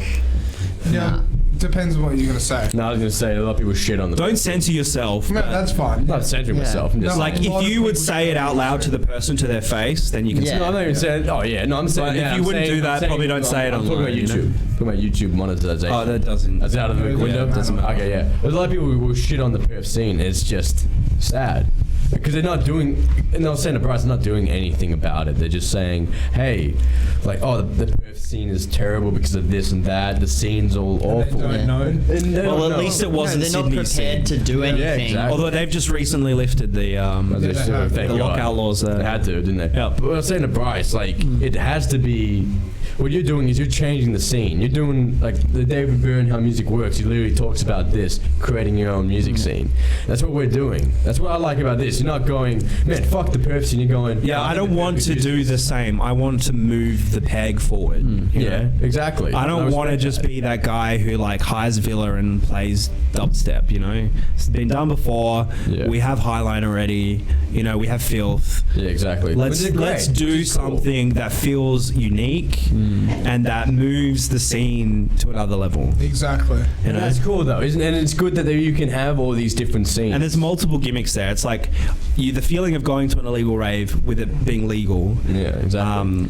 And BYO. also it's BYO. Yeah, which is Like big. how many BYO events have you been to? Zero. Yeah, none. Zero, man. They Yeah. don't exist. It's not. It does not exist here. No, it doesn't. Which kind of makes me think like maybe there is some sort of law that is preventing this from happening. That's Because what I've been I feel like I'm not the first person to think of this. It can be. Maybe. So maybe we're missing something. I don't know. If anyone's listening back to I this and think- knows the fucking Honestly, I the reckon- alcohol laws in Perth, let us know. I reckon what would happen is we'd do it once, and when we do it once, then something would happen, and then we'd figure out from the big boys that something we're doing is not legal. It's not wrong. It's Right. not right. It's not right. Maybe I should. We need to look into it. If I want everything to be like really across the board, go maybe I should speak get a to the lawyer. Yeah, That's what I was going to say. 100%. Seek legal advice. Maybe I should hire a before lawyer. jumping. I'm sure I know a few lawyer friends or Yeah, something. you got a code. You must know a couple. Oh, I know some law students, but do you really want a law student advising you on shit like this? I don't fucking know. Yeah, I learned this yesterday. You're right. Yeah, yeah, I want to pay an actual lawyer so that way when things go tits up, I know who to point my finger at. Exactly. Yeah. Throw him to the mob. All right. Well, we've been talking for 2 hours and 33 minutes. Mhm. We didn't really get to go through the topics that I really wanted to go through today, but because you were supposed to ask me heaps of topics about my DJing and everything like that. Well, that's like what I said. You can't really talk about yourself for that long. Yeah, Yeah. exactly. And that's what I was saying. Yeah. I think we talked about quality topics. Yeah. You know? Yeah, I think so. it- You But at the can- same you can time, we follow had through that, too. 10 minutes each at the beginning Yeah, of the podcast. exactly. where- It was a nice icebreaker. merry-go-round. It was a really nice icebreaker. And we did talk a bit about how you being a DJ, Yeah. all that sort of stuff. Well, exactly. Yeah, we dived into little bits of topics and stuff. And like then, that. but then the DJ topic came in and how you DJ'd. And I couldn't ask you that question. Mitchell could. You had like a 30-minute discussion about DJ to the minute detail about DJ gearing. Yeah. Which is something a lot of people can't do. That's exactly. How did you find? Because I thought that through the middle of the podcast you were pretty quiet. Yeah. Oh, well, when you were Obviously talking about we were DJ talking, gear, yeah. really didn't have anything to say. And that's except why for we what's need that colour. run sheet. Colour. So that way all the subjects are relevant to everybody. I think Yeah. maybe I need to be a bit more. Maybe I need to be a bit more hands-on. Maybe I need to be, hey, I think we've talked about DJing enough. Let's move on to a different topic. Do you think I need to be the one? I think someone. I think Someone needs to take that. point of the and that's co-host me and the supposed to. host. But as I said, No, I like don't it's a mean like learning. that. We're all learning here. Exactly. None of us have done a podcast of this caliber. No, before, not at all. Obviously, Exactly. so we're all learning, This is all still pretty and new. we very just good. have to play that grind game. Yep. I think Damn, we're doing good, man. I feel every podcast is getting better. We're getting way That's better. exactly Really it. Sure. A lot more Man, this is so much better. Yeah. 100%. This in itself is This like is- 100% improvement. Man, I'm happy. This could have been the shittest podcast And the ever. audio I'm like, sounds good now. Like, Yeah. Yeah. so I think it's a mental thing as well. When I've got something up here, it feels like I'm blocked off. Yeah, more exactly. from Yeah. What everyone, I can't make eye contact as Yeah. easily. Because we were like kind of like looking at each other like this Yeah, before. It's just yeah. I not feel like comfortable. you're talking to someone through a gap in a fence or something. That's what I mean, though. Like we just learn bit by bit and piece by piece. Or a You hole guys in the were door. right. I will be able to test later on when we actually re-listen to this how the Yeah. audio quality did sound and everything. Nice. God, I hope it friggin' works because OBS sucks with their audio stuff. I guess we're not getting sponsored by them anytime soon. Nah, fuck OBS. They don't have any money anyway. It's freeware. Fuck OBS. Fuck Yeah. OBS. If you want to sponsor us XSplit, let us know. Damn, what are you going to say as well so you don't get sponsored anytime? Oh, yeah, you're right. Fuck you, OBS. Oh, Bryce. All right, Alex, let's work on your sign off now. Yeah, that's fuck you, OBS at the start to sign out. All right, so we've been going for 2 hours and 36 minutes. We've talked about quite a few decent topics tonight. Everything has been quite good. Even though this is like our first official podcast, this is our 7th, isn't it? Or was it 6th? Well, this isn't even our first official. Like, this will be named episode 1 just because it's us introducing ourselves. You have said that phrase first. But it's our third official podcast and our 7th. It's the prequel, man. Overall. This is literally This is the prequel. the prequel. This is literally the prequel. We're making the prequel podcast. Hey guys, here's your law. This is the prequel. Yeah, this is the prequel. So, if you like Lord of the Rings, you'll like The Hobbit. We do 100 episodes in, like, fuck, guys, we gotta restart again. All right, boys, it's the second prequel. Right. So yeah, this has worked out quite well. I can't wait for many more. Next week we should have a good friend Josh Crofton coming on, talking about DJing around the city and going and playing in places like Brass Monkey and Sewing Room, and his business that he runs called Sub Era and everything, and his overall DJ career and how he's surviving within the industry. Nice. And yeah, so in saying that, this is us wrapping up. So we've got Damo once again. Howdy. We've got Bryce. Hey. We've got Mitch, our Goodbye. Jamie for Infra-Red. And we've got Stephen, our backup new camera guy. Well done, Stephen. The backup Jamie. The backup The podcast didn't blow up, so you must have done something. Yeah, right. you did it right. You did it good. Glad I was able to help. Sorry. Yeah, I did. Just for some context to that, but just before we go, I threw him in the deep end because I usually do that stuff, and I was like, "Yo, this is how it works. This, and this. Good luck." yeah. See you later. I'm doing other stuff. And he's done a good job. So. Yep. Cheers, mate. Yeah. Thank you. Thank you. Congratulations. Congratulations. All right. All right. So this is the Infra-Red podcast. Signing off. We will see you guys next week. Catch ya. Gotcha. Mute those microphones.